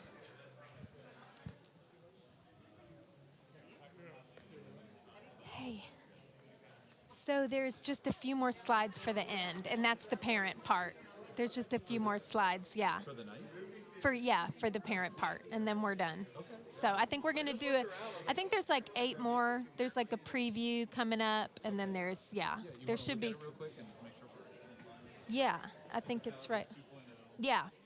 So we'll start with that. Yeah, I know. I don't know what was going on with the audio. It's fine. Okay. Well, yeah, there's a few more, and then I think we're doing, Greg's going to talk for a little while. So it'll be that, and then it'll go into here for a few slides, and then we'll be, yeah.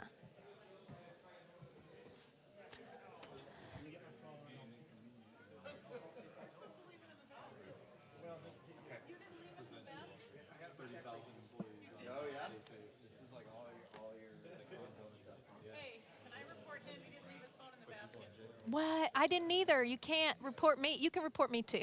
Mine was in my pocket when I got up there. I was like, oh, of course, my phone's in my pocket.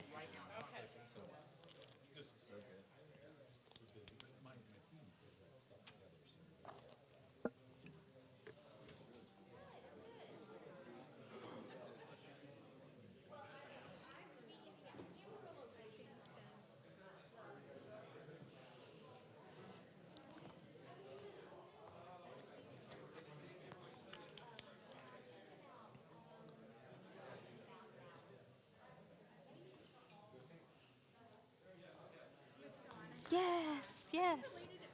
I am. Well, I'm married into the Weibel family, so my husband is Owen's cousin. Yeah. Yeah, how do you know I was in Waco him? for 15 years. Oh, okay. I moved here 6 years ago. We probably know a lot of the same people. If you were there for 15 years. Probably. Yeah.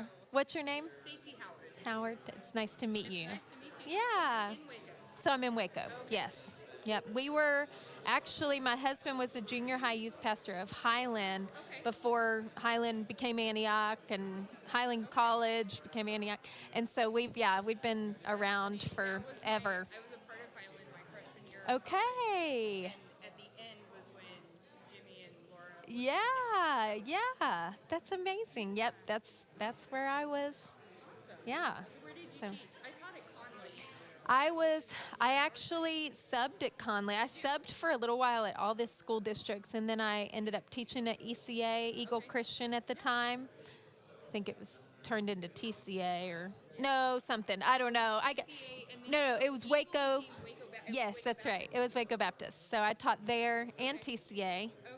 And Something else, didn't it? Parkdale Elementary.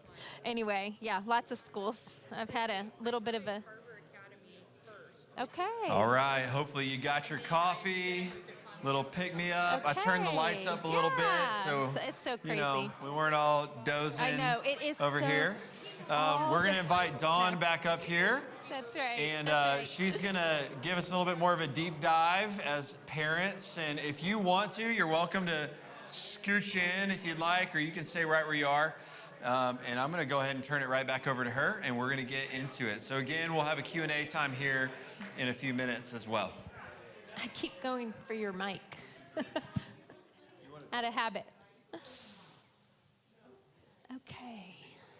We have all the parents in here. Oh, they're coming back. Coming back.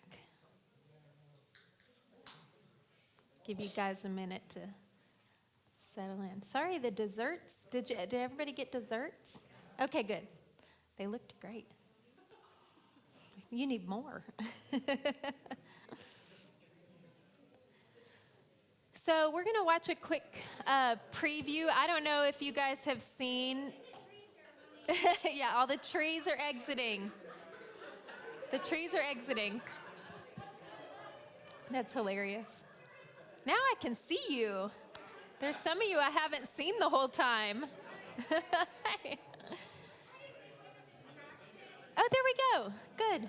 Eye contact. We're making eye contact now.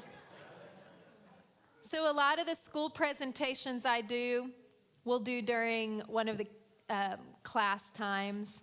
And then the kids will go out to recess or something, and a lot of the parents stay in. And this is usually my favorite time because I get to talk about a little more extensively with you guys.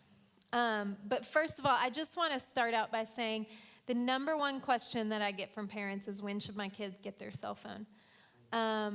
And it's different for every family, just like the family values are different for every family.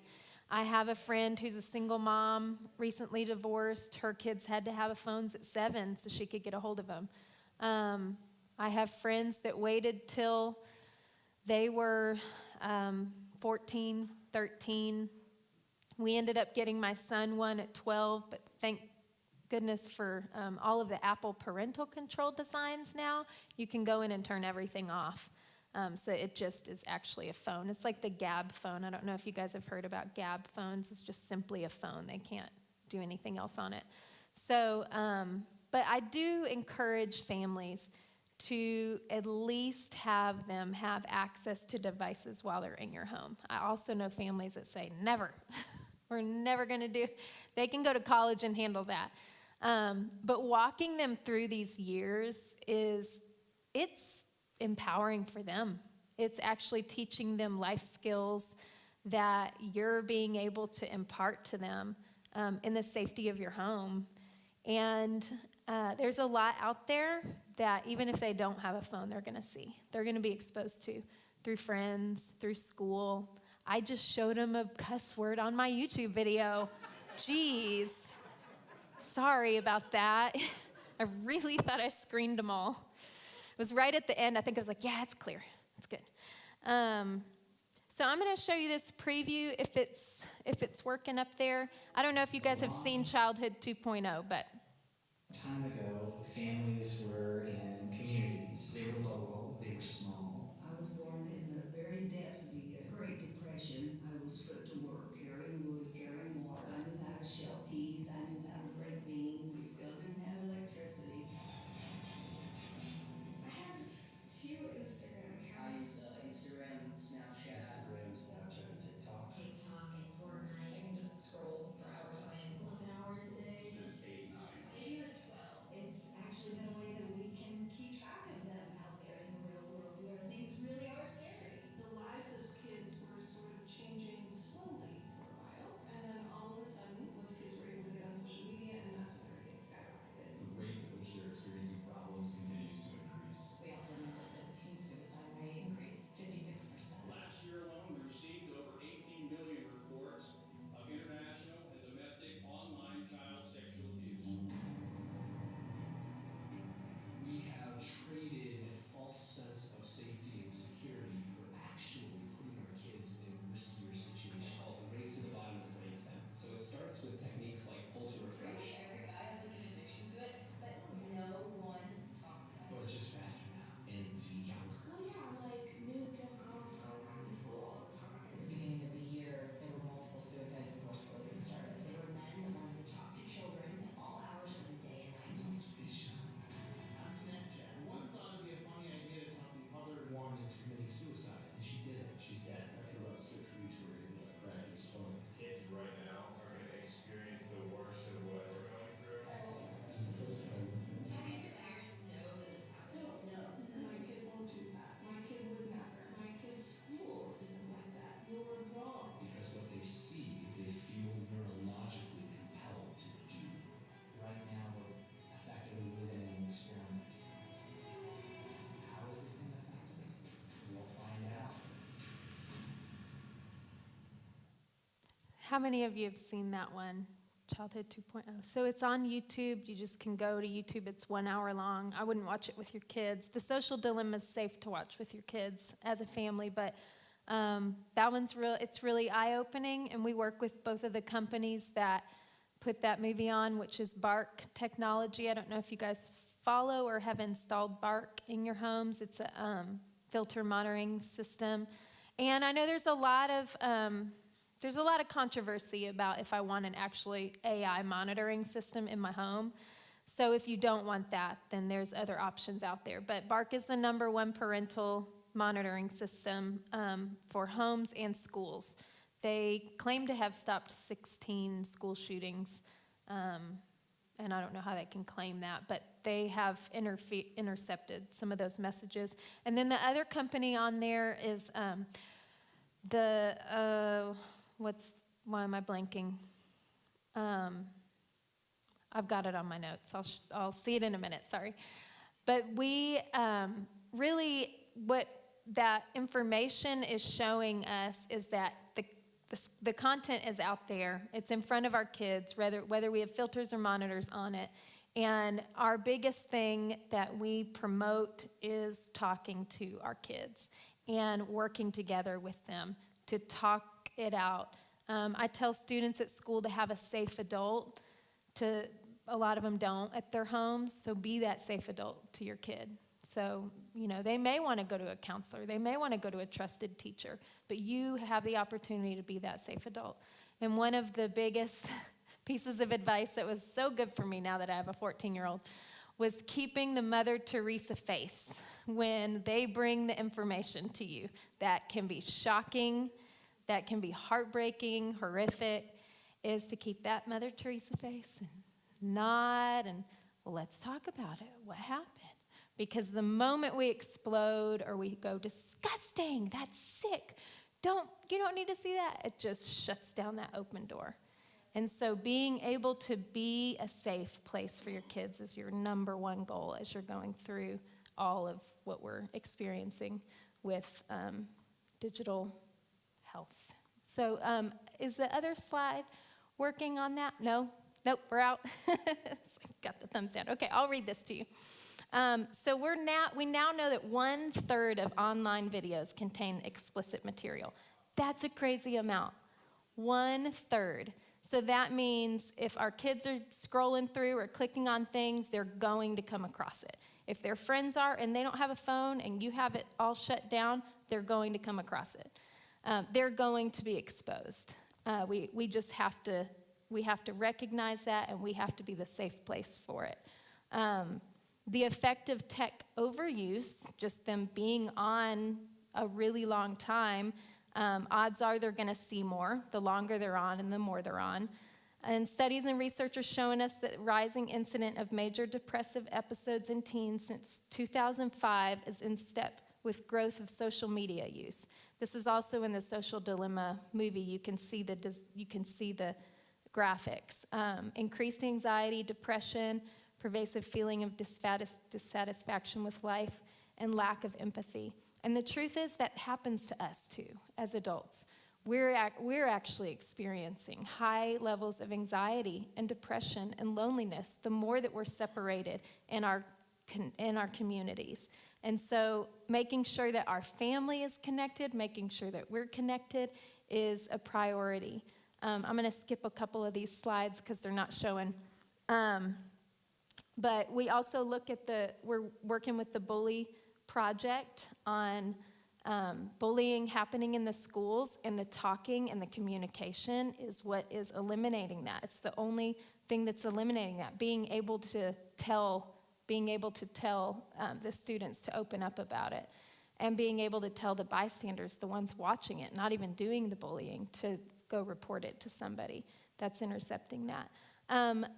This slide, you can't see it, but this is actually, I wish it was up here so you could see it, but my kid, these are ads that have popped up on my child's games that he plays, like race car games, or he'll play, what's the other one? Anyway, just they're age 4 and below games that he plays, and it is up there. These ads popped up, and he took pictures and sent them to me because we share, it's a whole mess with our phones, but we share an Apple ID, so we get each other's pictures, and we have to figure this out. Anyway, he screenshots them and showed them to me. And so I've taught him how to, you can swipe up, you see that last screen there, you can swipe up and turn off the cellular, the Wi-Fi, and the Bluetooth. If you turn those 3 things off and then they go out of the game and reopen it, those ads won't pop up. You also can buy the game, and then they most likely won't have ads. But the truth is that 75% of games have a reward system ad that comes in, that pops up to your kids. So, and these ads are from 4 and under. They're not 12 and under. They're not 17 and under. They're rated 4 and under in the Apple app store. And so that's some of the stuff that we're trying to regulate and get those laws changed so that they have to be held accountable for what advertisers are in. If they're saying 4+ for their game, they're not ensuring that it's going to be 4+ for their ads that are popping up. And so that's one of the things to be aware of, because your kid could be sitting right on the couch. I mean, Jude was sitting right on the couch, and he goes, "Mom, this game's telling me to erase this lady's clothes." And I go and I look over, and I was like, this is supposed to be a 4+ game. But thankfully, I have a team of people that are on it, and it's called the Commercial Free Childhood Group, and they're sending all of this information over. So hopefully there are going to be some changes made. But if we look at the next slide, 5 ways to keep your kids safe on technology. Is it scrolling through? Maybe it's stuck. I love this, you guys. I love technology. I'm going to start singing that song from Napoleon Dynamite. There we go. It starts with us, honestly. It starts with us. It starts with us protecting our homes. It starts with us having our eyes on our kids. It starts with us being involved and engaged. It starts with us mirroring, because they're watching how much we're on. My son will bring me my phone and go, "You have a text, Mom?" Like, I don't need that right now. They're watching us. They're seeing and taking it all in. We're actually titled the Digital Immigrants, and they are the digital natives. They don't know a life apart from technology. They were born into this. So they haven't seen parents that don't have their face like this. And we've seen the shift happen. You know, like I said, we saw it firsthand. So our kids are actually seeing a different life than we did, a different childhood than we did. Our animals are, our dogs are. That's also in that video, how the dogs slap the phones down. They want eye contact too. So if you go to the next slide, if it does work, the 3 things that we recommend is, 1, to have some kind of a monitor or filter in your home. Right now, they're actually designing it into the technology. So if you have a phone, you can go into settings, and if you follow us on Talk More Tech Less on our social media, we walk you through how to set up all the parental controls on the phones. And depending on how early your child is, you can turn everything off. You can turn Safari, you can turn off games, you can turn off ways for them to buy apps. You can make it a really dumb phone, pretty much, rather than a smartphone.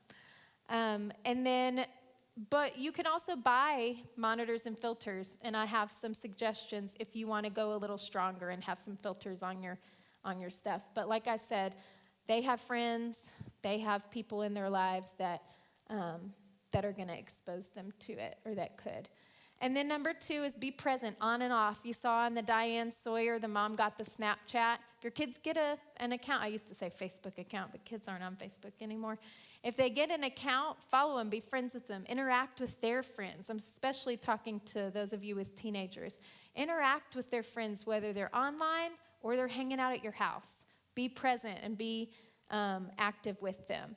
I had a question once for a dad of girls, and he said, well, it's a little creepy if I'm online with my daughter's friends. I was like, yeah, don't do that. So use wisdom. But number 3 was set guidelines, screen time procedures, like we talked about tonight. As a family, go through, what are our values? when do we want to be on and off so that we're not fighting about this all the time? I've had to do that recently with my son and his gaming. And then 4, keep screens public and social media social. So one of our big rules is screens don't go with them at night. They don't go in the bedroom with them at night. And my kids fight me on it. All their friends fall asleep with their phones. All of their friends have them in their rooms. How are they going to have an alarm clock? I mean, so much pushback, but it's just, that's where our family values fell because of a lot of the research and because of what, how this got started with the guys Matt took camping and what they were sharing with us. It's like, yeah, we're going to make that's going to be, one of the boundaries we draw in our home. So set up those kind of boundaries that are specific for your family. And then keep them public. And I say keep social media social.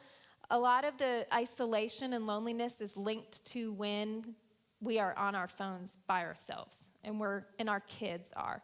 They're scrolling, they're spending a lot of time by themselves. But if everybody's like together and we're eating popcorn and we're talking about, look at this picture, look where they're traveling, that's keeping it social. And so you can interact around social media and make it feel healthy rather than feeling like this awful thing you should never do. And then the last one, I'm going to speed through this one because I want Greg to share, is talk more.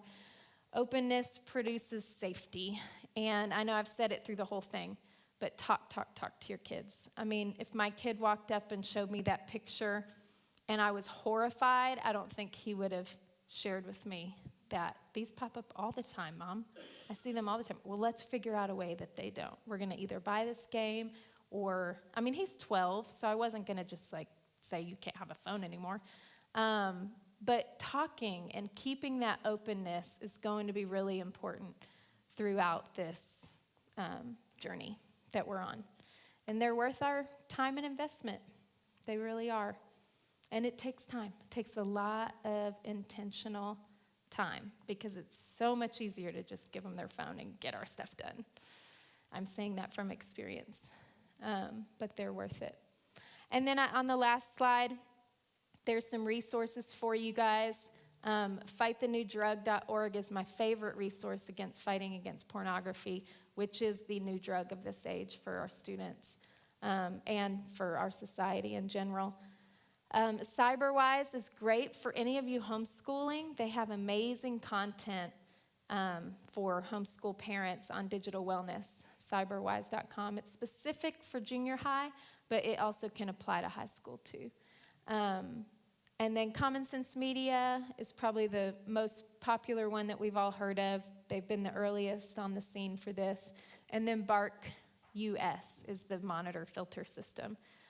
Protect Young Eyes is that's the company I was thinking about that did the movie. So and of course, Talk More Tech Less, us too. So thank you guys so much for having me come out. Sorry about all my tech issues. I think I had the wrong presentation. Let's open and do some Q&A. I'm sure you guys have some questions. We'll take about 15 minutes here before kiddos come back in. And if you have questions, we'll let you fire them away.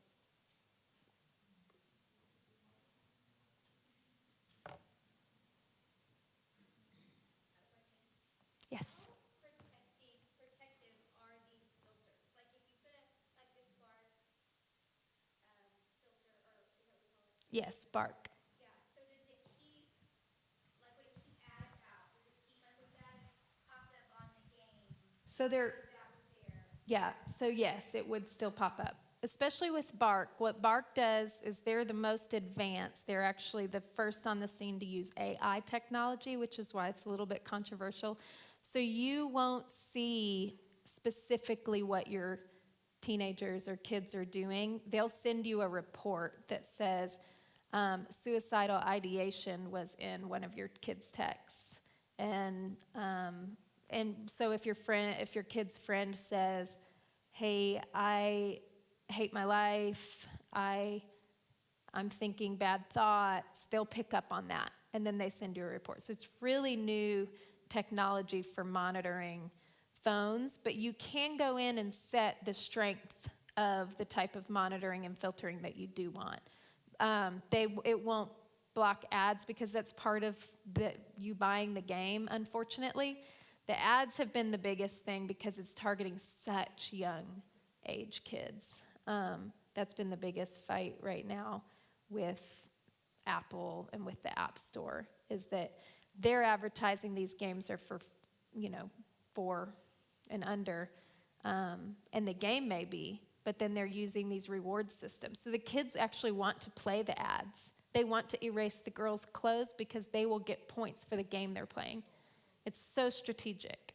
It's very strategic, and it's all really fueled by the porn industry, just getting them as early as they can.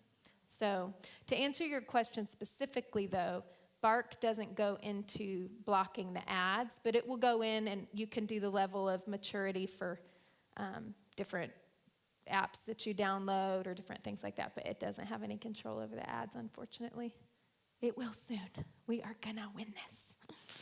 Pornhub's almost closed, almost shut down because of the big fight that's going on with all of the amazing organizations doing some good work there. So, but there is the Circle with Disney.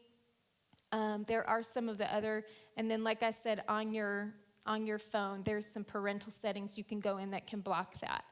The Gab phone, Gab Wireless, does not allow any games on it. So if your kid says, hey, I want a phone to get a hold of you, then you can let them use that, and they won't have access to any of that. There's nothing foolproof, though. No, there's no filters or monitors that are, and Bark is the number one, and it still can't, it can't get in there. It's the in-app design is what it's called.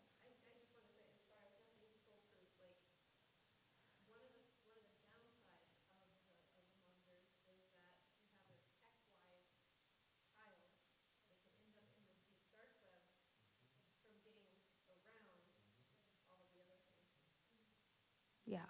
With the monitor, you're saying if you have monitor, regardless of if you have it or not?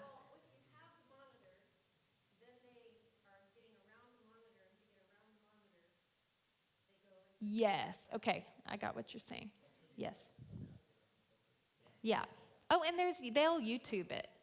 They'll be like, how do I turn off password protected? My gosh, these kids, they're smarter they're faster at learning it than we are. That's where all the talking comes in. That's where the connection, the deep connections come in because it's there. And if you have all the monitors up, their friends may not, Not all friends have, hey, put up your phone at night, unfortunately. Anybody else?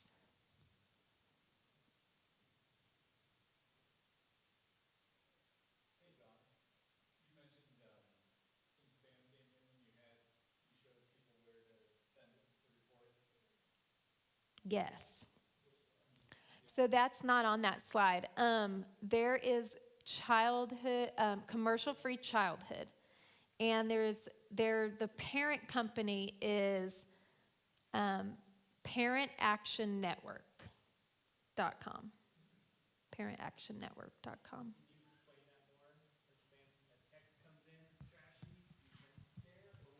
So yes, so there's a couple places you can report. So if it's Apple or app related, Apple support has a way for you to report.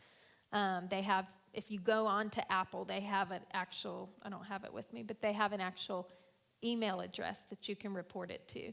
The Action Network, you join into the network and become a part of it, and then they send you all the information on how to fight against this, pretty much. So because I'm a part of the network, I have a couple specific emails I'm reporting to. So that's where that comment came from, but I can give you those emails. Be happy to. I take a screenshot and send it, and they're just collecting information that they can use in court with them.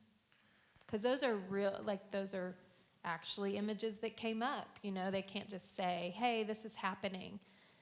We reported it and we showed this is a 4+, or I keep saying 4+, this is 4 and under game. And ad is happening on this game, and so. Really good. So all these things that she's mentioning as far as resources and all that, I'll work with Dawn and we'll get all those compiled into one kind of master document, and we'll make sure that we get that into your hands. So if you're freaking out going, I can't remember every single website and we'll email. have it. I see some relieved Put looks. it in the notes. We'll put it in the notes. First of all, a lot of it we do have, but Yeah. anything else that she's mentioned here, I'll work with her after the fact to make sure that we get that into your hands. I have a question for you guys. Can I just ask, is how everybody's feeling tonight after the presentation? How do you feel? Do you feel apprehensive, worried, concerned, empowered, informed? Yeah. It is sad. It is sad. It's very broken. I'm so thankful that we have the answer. We really do. And it's from deep within. I mean, the apps can help, and all of the websites can help, but and the fight is important. It is important to hold these companies accountable because it affects lives. It's affecting millions of children that don't have parents they can talk to, that are sitting in their room all night. Those are the kids I'm fighting for. Hi. This wasn't a question. This is just kind of a comment, and in case other parents aren't aware of this, I found this out, I don't know, probably about a year ago. We were in a similar presentation. But just, how many parents may or may not know that on Instagram that strangers can direct message your kids. And if you're not aware of that, and because, I didn't go through, oh, my kid would never do that or whatever, but it never occurred to me. And so after hearing that, I did go to my kids and I'm like, has this happened? Oh, yeah, it happens all the time. Yeah. Yep. I'm like, well, what do you do? Yeah. Oh, I just ignore it. And Yeah. so part of those conversations about making sure who you're talking to and how do you handle something like that and things like that. It's just one more kind of this insidious way that they can get in and come in. The cybersecurity, the law enforcement, their biggest word to parents is, you are the best weapon against this, because there's not anything that's going to stop the DMs from coming in. We had conversations with college girls that said guys would older men would send them messages saying, I'll pay for your college tuition if you send me pictures of your feet. And it was just these fetishes, random things, and they were opening up about it and asking. We were like, what a gift that they're telling us this. What a gift. It's disgusting that that's happening, but I'm so thankful they're talking to us about it, because otherwise they'd be holding it in, or they'd do it, or whatever. But they were like, hey, do you know this is happening? And so it is true. The healthiest families I see talk about this stuff with their kids, and they allow it. They allow it to be out in the open, and they don't shut it all down because it's there. It's happening with their friends, even if it's not happening in their home. Yes. The YouTube, I was just going to point out too, the YouTube video, the 1 hour deal is very eye-opening in that vein. Yes. Because they create some fake profiles, and they take a woman who's in her young 20s, but she looks like, she dresses down and she looks like she could be 10, 11, 12. Yeah. And they create profiles for her, and they literally get out a watch. They get out a stopwatch, and they make her profile live, and they hit start on the stopwatch, and it's less than a minute, and she starts getting DMs from men. And that's all Bark technology. That's all Bark technology. Yeah, and it's terrifying. They're catching those DMs and reporting it. So that's kind of, they're showing this is why this is important. So that one is kind of scary, but it is worth watching. It is worth watching. Sorry, Vicki, to interrupt you. So what I'm dealing with now with my 15-year-old is we've always said no social media. However, that is how teens talk to each other now. So to say no social media is pretty much saying no friendships. We're not allowing you to speak the language of your peers. So how do you suggest balancing that? I'm with ya. I'm with ya. I have my 14-year-old. So much of this happened back in when I was starting in 2013. I had little kids, and it was so easy to give all this information. And now I'm like, oh, I'm here. My kid is doing the same thing. So we just set up his Instagram together. We made him watch my smartphone ed video with us sitting together. And it just talked a lot about, here's some things that are going to happen. Here's some things that are on there. My husband, Matt, sat with him and made him follow specific accounts because you can trick the algorithm. Because he was a male, immediately just tons of female images were coming in on his search engine and everything. So my husband could fix the algorithm to where he's following fishing and hunting accounts. He's following all the things, all of his interests. He's following accounts like that, but mostly just his friends. And then we just had real important conversations with him, like, this is out there. I know your friend. I mean, they go to public school. I know their friends have everything on their phones. And so we just, have had really open conversations about the harm of pornography, how it can ruin his future relationships. And I'm talking about a male, you have a female, but so your conversations will look different. But it was really hard. And it came kicking and screaming pretty much was when I finally was like, I know your friends want to communicate with you. And so we're new to this too. It's been just probably about 4 months. So. Yeah. We have a time limit. You can set time limits on all of your apps. Yeah. You know far more than me. No, this is good. Keep talking. I'm a 16-year-old boy, and I have 2 older girls. And of course, my 15-year-old and 16-year-old have far more limits than it's a progression. But we set limits. Like, he has 15 minutes on Instagram a day. He has 30 minutes on Snapchat a day. And he knows that that's all he's got. And so it's he can bring me his phone and I can type in the code to give him more time. He doesn't do that anymore. But that's really, because he has to really regulate that. Because you're right, that's how they communicate. Snapchat, they don't text if you're a 16-year-old boy. They Snapchat. But 30 minutes or 45 minutes now when I sent my kids to college, they have no time limit. Or my senior didn't have time limit. Yeah. But the time limit. But while they were in your home, they're learning. Yeah, and you can set it up through screen time and attach their phone. You can turn downtime on so they don't have their phone at night, or so it doesn't work at night. You can set when it turns back on in the morning if they want to be on before school, or you can just say it doesn't come back on till 3.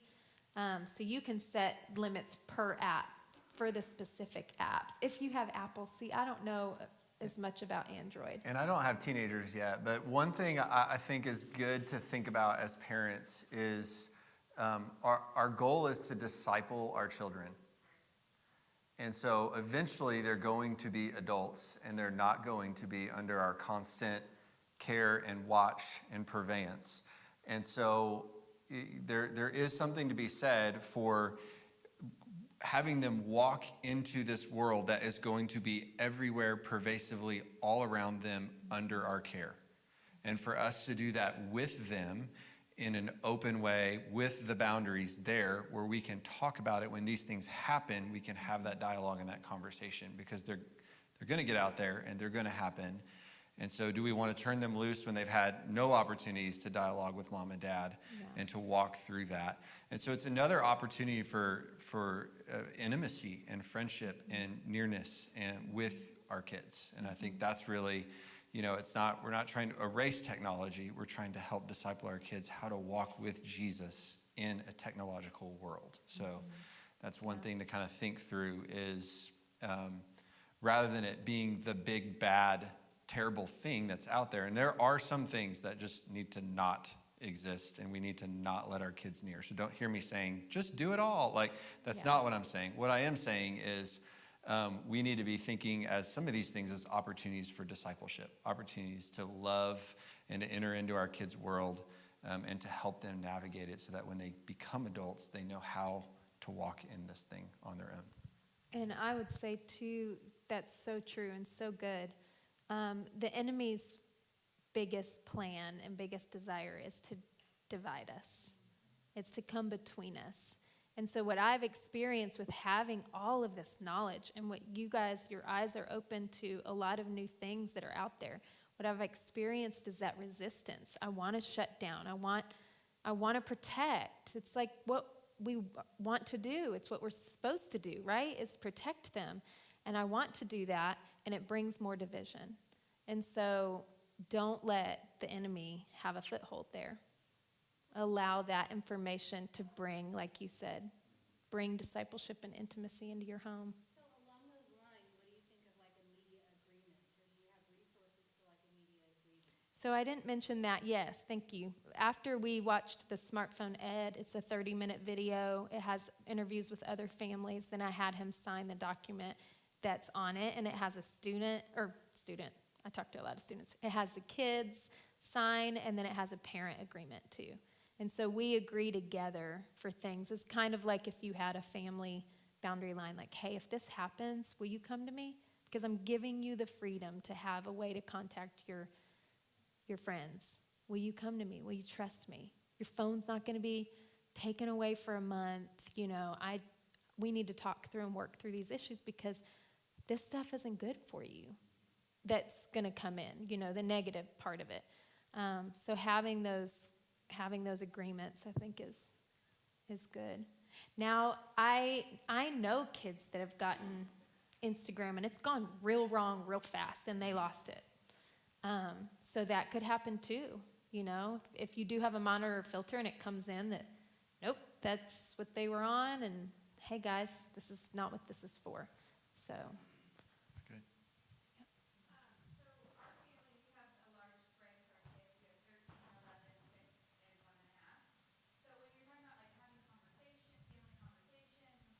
Yes. Are we pulling aside our oldest, our two oldest, and having separate conversations? Obviously, there's some stuff that our Yes. 6-year-old doesn't need to hear and all that, but like what, you have For sure. I have a 14 and 12-year-old that are pretty much close to on the same page. And then my 7-year-old who doesn't. His are more game related. But I have 4 brothers too, and 3 boys. My older kids, they influence my 7-year-old. They'll say, Ty, swipe up and turn that off and tell mom if you want to buy that game because that has ads on it. Before he'll even play it, I'm like, thank you, Jude, thank you. So he's discipling his little brother. But yes, I would say all of it's so different per kid too. Jude, my middle, is not going to care about social media like my oldest does. I just know he won't. He likes games, but he won't care about texting friends, and he'll be playing Legos on FaceTime with his buddies or something. So they're all going to be, every one of them is going to be different. And what's your view on checking kids' texts, like in your phone, when see what you're doing? So like when you check your phone, Yeah, that's a great idea. as opposed to having the app that they get, like I have mom friends who they get every text their kid sends. Mm-hmm.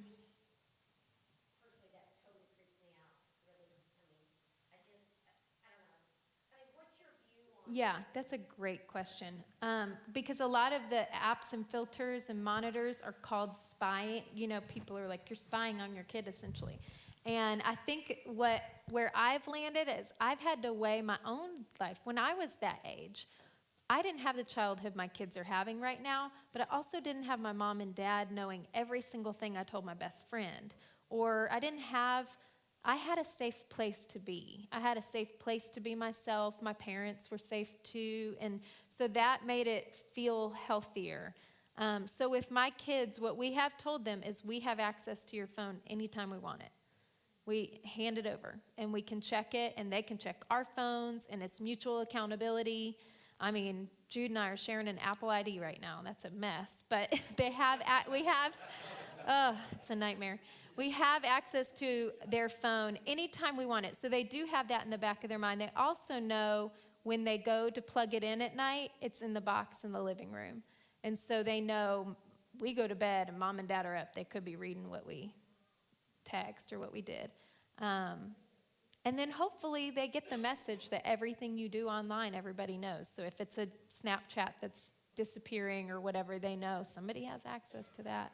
I just want to encourage that too. If you have access, you need to check it, because if you don't, too much time goes by and you ask to look at it, they're going to be like, what? Like there's a sense of ownership about it, but if you build in that expectation that Yeah, it's normal. then then that helps a lot. Yeah, that's good. It's so good. It's so good. Okay, we're going to wrap up. Our kiddos are going to be back in here in about 5 minutes. So I want to say, I want to help us because they're coming back in. And as they come back in, one of the things, and really, this is kind of where we're hoping this whole evening would lead us to. We're getting information. In some ways, we're having our eyes open. But really, the heart of it is to bring our families into this place where we can sit down and have a conversation together as a family. And that's what we're going after. And so we're going to do that. I'm going to put a few questions up here as they come back in. But before we do that, I wanted to just kind of talk to us as parents, okay? A lot of you are way more seasoned and probably way better parents than I am, okay? But I've got the microphone, so I'm going to talk for a second. Just kidding. No, what I really want to say is I'm so glad that Dawn said it the way that she did, is because this is an opportunity to begin to build that bridge, or another opportunity to extend or build or add to that bridge of trust and safety with your kids. And that's what we're going for. And so that's really the hope here, is that as you sit down with them and you look at them eye to eye and face to face and you have some of these conversations, that it would be a safe place, that they would feel that permission from you to say whatever they need to say and not worry about mom or dad coming over the top of them and correcting them or redirecting them or saying, but actually, right? What we want to create is a space where we're kind of just rolling out the red carpet and just giving them permission to share with us and saying, hey, let's have an honest conversation about this. What does it mean to you? Why is it important to you? What do you want from this? Or maybe they're not yet into maybe they don't have a phone in their hand yet, and that's okay. It's still a great opportunity to start building that bridge of trust and safety now, so that when they do get that phone, this is just who we are. This is our family. We talk about these things very openly, and I have a safe place in my parents to talk about these things. So that's what we're going for. So some of what you'll see up on the screen is coaching questions to kind of help you do that, to respond with things like, tell me more about that, or what is important to you about that? It's the kind of questions that are open-ended and lead your kid to be more vulnerable. And just basically you're just saying, hey, just keep talking. Whatever you just said, keep talking. I want to hear more about that.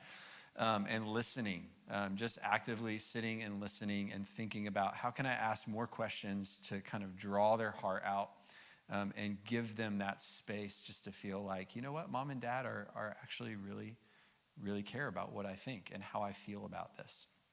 And they're not just sort of waiting for their turn to tell me about what they want to say about social media or phones or whatever is important and is the law of the land, which it is important, and it is the law of the land because they're in your home, right? But we want to create that atmosphere of safety. So one thing I'll say as we do this, I counsel and disciple a lot of men who are kind of caught in this snare of pornography. And one of the things that I try to process through with them is that all of these boundaries that we can set up in our lives are really important. They serve a very valuable purpose. So whether that's, if we're talking in the world of pornography, whether that's accountability partners or filtering programs on our computers or whatever those things might be, all those, I call them the fences. We need to put the fences around our lives that help us as sheep kind of keep from going astray. But once we've done that, and as we do that, the reality is there's something going on in here that has to be addressed as well. Or the moment any one of those boundaries goes away, what are you going to do? You're just going to go right back to doing what you've been doing. And so it's a both and. Do we need the filters? Do we need all those things on our phones? Yes, and we have to address the heart. We got to get down to the why. And this is why this conversation we're about to have is so important, because ultimately the best protection for our kids is their relationship with us. And praise God, because that's the very thing we want anyway, is deep connectedness with our kids, right? So I'm gonna pray right now, because I'm really expectant that this is gonna be a really valuable time for all of you guys. As your kids are coming back in, you've kind of been sitting with other families, so we're gonna kind of gear this to be a conversation just between your family. So you may need to kind of scoot your chairs away or around, or go sit in another part of the room if you need to, and just powwow up and circle your chairs up, and we'll put some music on in the background so you're not overhearing, hopefully the people around you aren't having a big row and fight over, I'm just kidding, that's not gonna happen. So let me pray for us. So Father in heaven, I thank you so much for every family in this room. And specifically, we thank you for every teen that's not in this room, and for all their brothers and sisters behind them. And we thank you, God, that this, as we're being in some ways frightened by the speed and the acceleration of these things in our life, we thank you that this is not frightening for you. You're not intimidated. You're not set back. You're not afraid. And we thank you that in every generation, you have been the answer. In every generation, you have been the provision. And so we just say that about our kids right now. You are their provision. You're going to take care of them in these areas. And we thank you in the same way as their parents. You are our provision. You will help us lead them and shepherd them and protect them and disciple them. And we trust you to do that. And in some ways, God, I'm thankful that the answer here, there's not some magic pill. There's not some app or program out there. The answer is what it always has been, and it's deep connectedness and care by us. And so I just speak that tonight over every single parent in this room, God, that they are the right one. Ultimately, it's you. Our kids desperately need you. And so we call on you to continue to move in their lives, to do the things we can't do. We can't steer their hearts. We can't convict them. We can't make them passionately and deeply care about these things. That's your role, Holy Spirit. And so we call upon you and we ask you to do that in their lives, God. Will you convict? Will you open their eyes? Will you bring them revelation? Will you delight and elate their hearts, God? We've talked about dopamine and adrenaline and all those things. God, there's no better drug than your presence. There's nothing that satisfies our minds and our bodies and our hearts like you. And so we're calling upon you to come and show up and manifest in their lives, that they would have their own experiences of you. And then with that, we're asking you to equip us as their parents, God. Will you just lead these conversations tonight? We just tune our hearts and our minds to you? Even as we have these conversations with our kids, we're with everything that we have in our hearts, we're trying to keep one ear to heaven. Will you lead us? If we're not supposed to say something, will you arrest us? If we are supposed to say something boldly, will you give us courage, God? And we pray the same thing for our kids tonight, God, that their hearts would be tender to your leadership, God, that they would be bold to say and courageous to say the things that maybe they've been afraid to say, that they would know that this is a safe place, that there's no place like their family, God, that there's no safer place, God, than a family who loves Jesus, right? And so thank you, God, for that. So we love you. And we bless you, and we pray all these things in Jesus' name. Amen. All right, so you guys, we can take a couple-minute little break here. So as they come back in, we'll pull you in. We'll put some music on the background. I'll come up and kind of direct that time as they come back in. I'll go kick Alex. Say, come on, get him in here.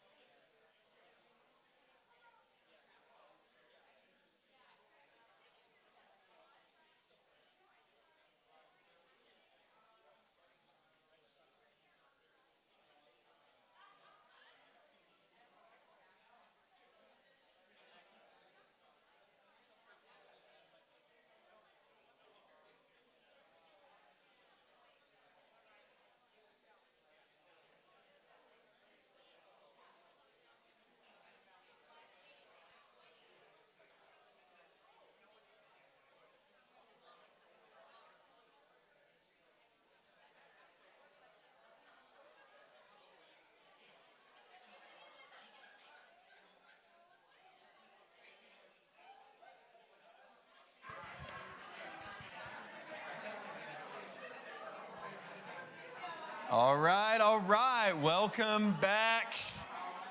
I'm going to say, parents in this room, you missed out. I snapped a couple photos just to save on my phone, not to share on social media because I want to enjoy the moment a little bit more. But of our kids out there at the fire pits, and it looked really fun and awesome. And I wanted to roast a marshmallow. So, hey, families, find yourself a little nook, some little cranny where you guys can have your own space and not be up in somebody else's conversation, okay? And we're going to take the next 20 minutes here to have a little family conversation, okay? There is a question we were gonna have you guys talk about at dinner a little bit, and I'm gonna have you talk about it now. And so some questions will come up on the screen, but I'm gonna give you a question first before we get there. So one thing, if you are able, families, if you are able tonight to stick around for 10 minutes, even 5 or 10 minutes, and help us clear some of this stuff away and start setting up the chairs. We've got to have church in here in the morning, so think about that. That would be amazing. So at the conclusion of this, I'll invite you to do that again. Also at the conclusion of this time, Dawn will be out back. There's some merch and different stuff I'll point you to. But if you have more questions or you just wanted to connect with her in some way, she'll be in the back of the room after this. So find your little space with your family. Go ahead and make that happen. Family time is the best.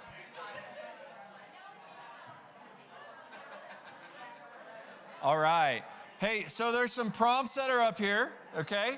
Some questions that you guys can ask if you want. Hey, parents, if you kind of want to go your own direction, or kids, if you specifically have something that you want to talk to your parents about, you don't have to follow this. This is just a little bit of a primer for your conversation. One of the things I put on there is our goal in this conversation is to listen and understand. So our goal as we sit together is that we would connect relationally. And so some of those questions, things like, can you tell me more about that? Or what else do you want me to know? Or what is the most important thing? I think that would be a great question to ask one another. What's the most important thing that you want me to know about this? That's a powerful question to ask somebody else. It just opens the door for them to share however they want to share, okay? But the question or the topic that I want you guys to take maybe 5 to 7 minutes talking about to begin this time is this. What does our family value? What does our family value? So I want you to talk about that question, and something that will help you answer this question is, how do we spend our time? How do we spend our money? What are the things we do together? Don't say things. I asked my kids this question at the dinner table the other night, and they were like, friendship, love. You know, I'm like, yes, everybody values friendship and love. That's not a family value, right? Everyone does that, right? So avoid the real big, broad things, right? You want to narrow that down. Who are you as a family? Are you a family that loves to serve together? Are you wildly generous? Are you, do you love to travel? Do you love to be outdoors? And try to narrow some of those things as like how we do and how we spend our time, but then get to the why behind that. So really what I'm trying to help us do is think about what is it that we connect around as a family. And then you can move that conversation into the media stuff, and you can start to have a conversation about how does media affect, are we actually walking out these values that we have and these things that we do. So we're gonna put a little music on the background so you're not hearing your neighbors, and I'm gonna pray for us, and then I'm gonna launch you guys into a little family time. So Jesus, thank you so much for this conversation. We bless you. We love you. We ask you to come right now and just make this such a rich and meaningful and life-giving time. And we thank you for our families again. In Jesus' name, amen.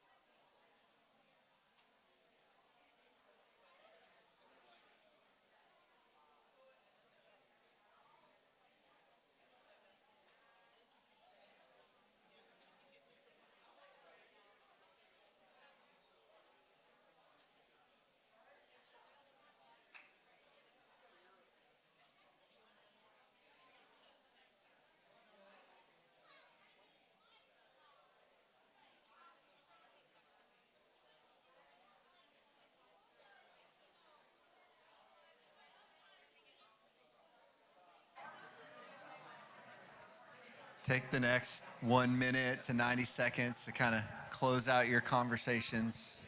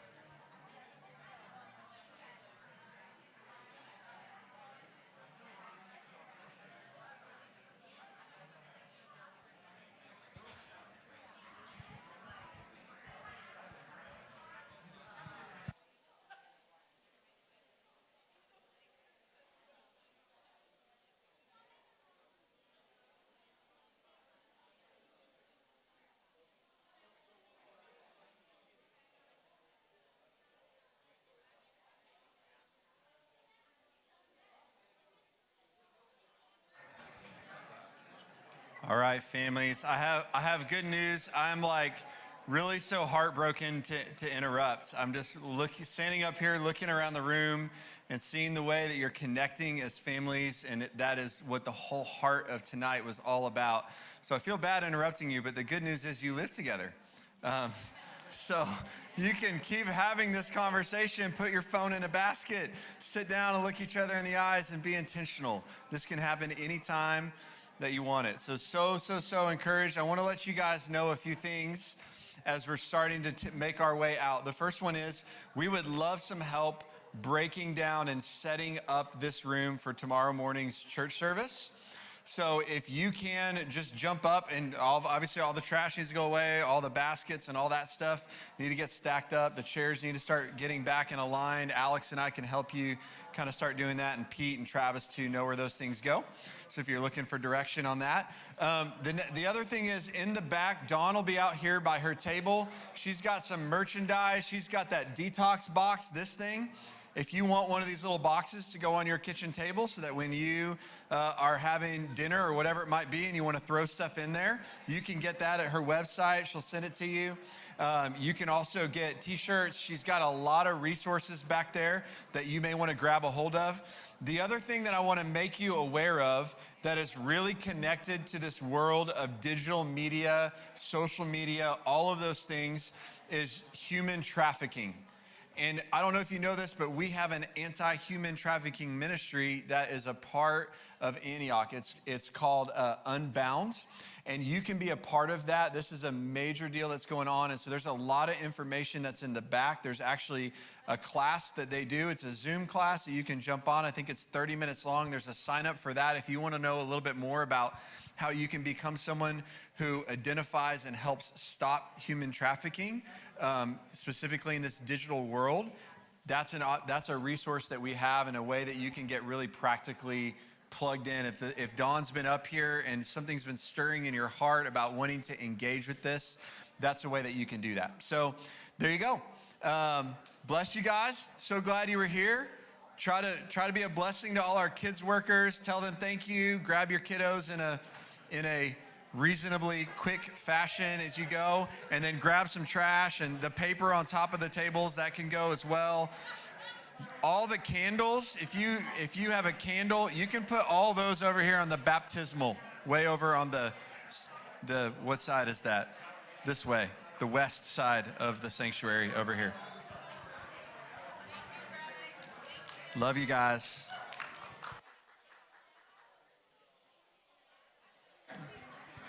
One more thing. Thank you, all of you who joined us at home.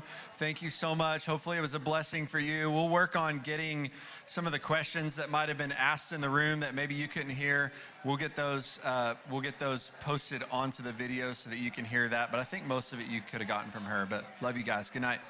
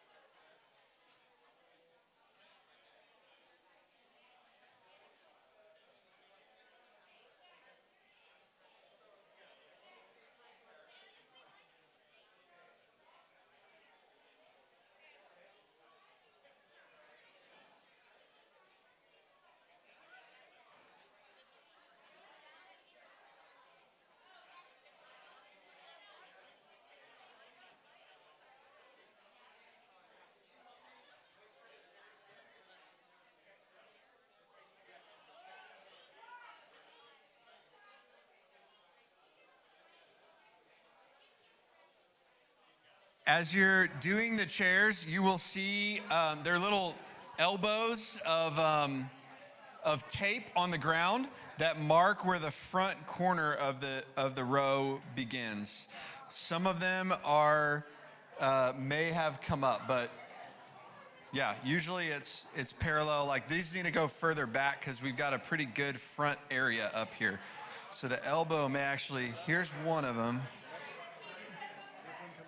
It may come in a little bit. I don't know why everybody needs to hear me say that, but.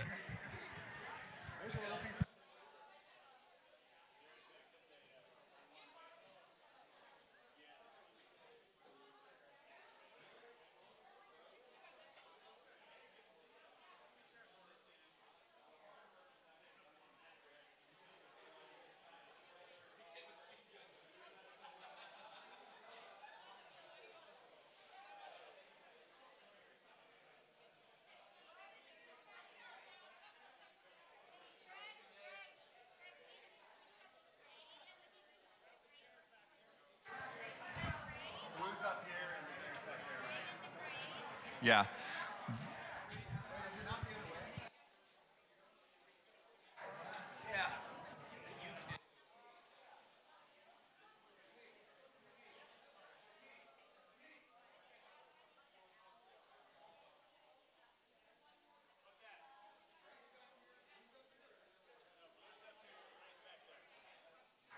One more time. So the blue chairs go in the front of the house, with the exception of the back row, I believe, is blue. And then the gray chairs are in the alcoves here and here. So is that right, Pete? That there's one blue chair, one row of blue in the back, like you see over here in the D school room? Yeah, and in here. Otherwise, it's gray in the alcoves.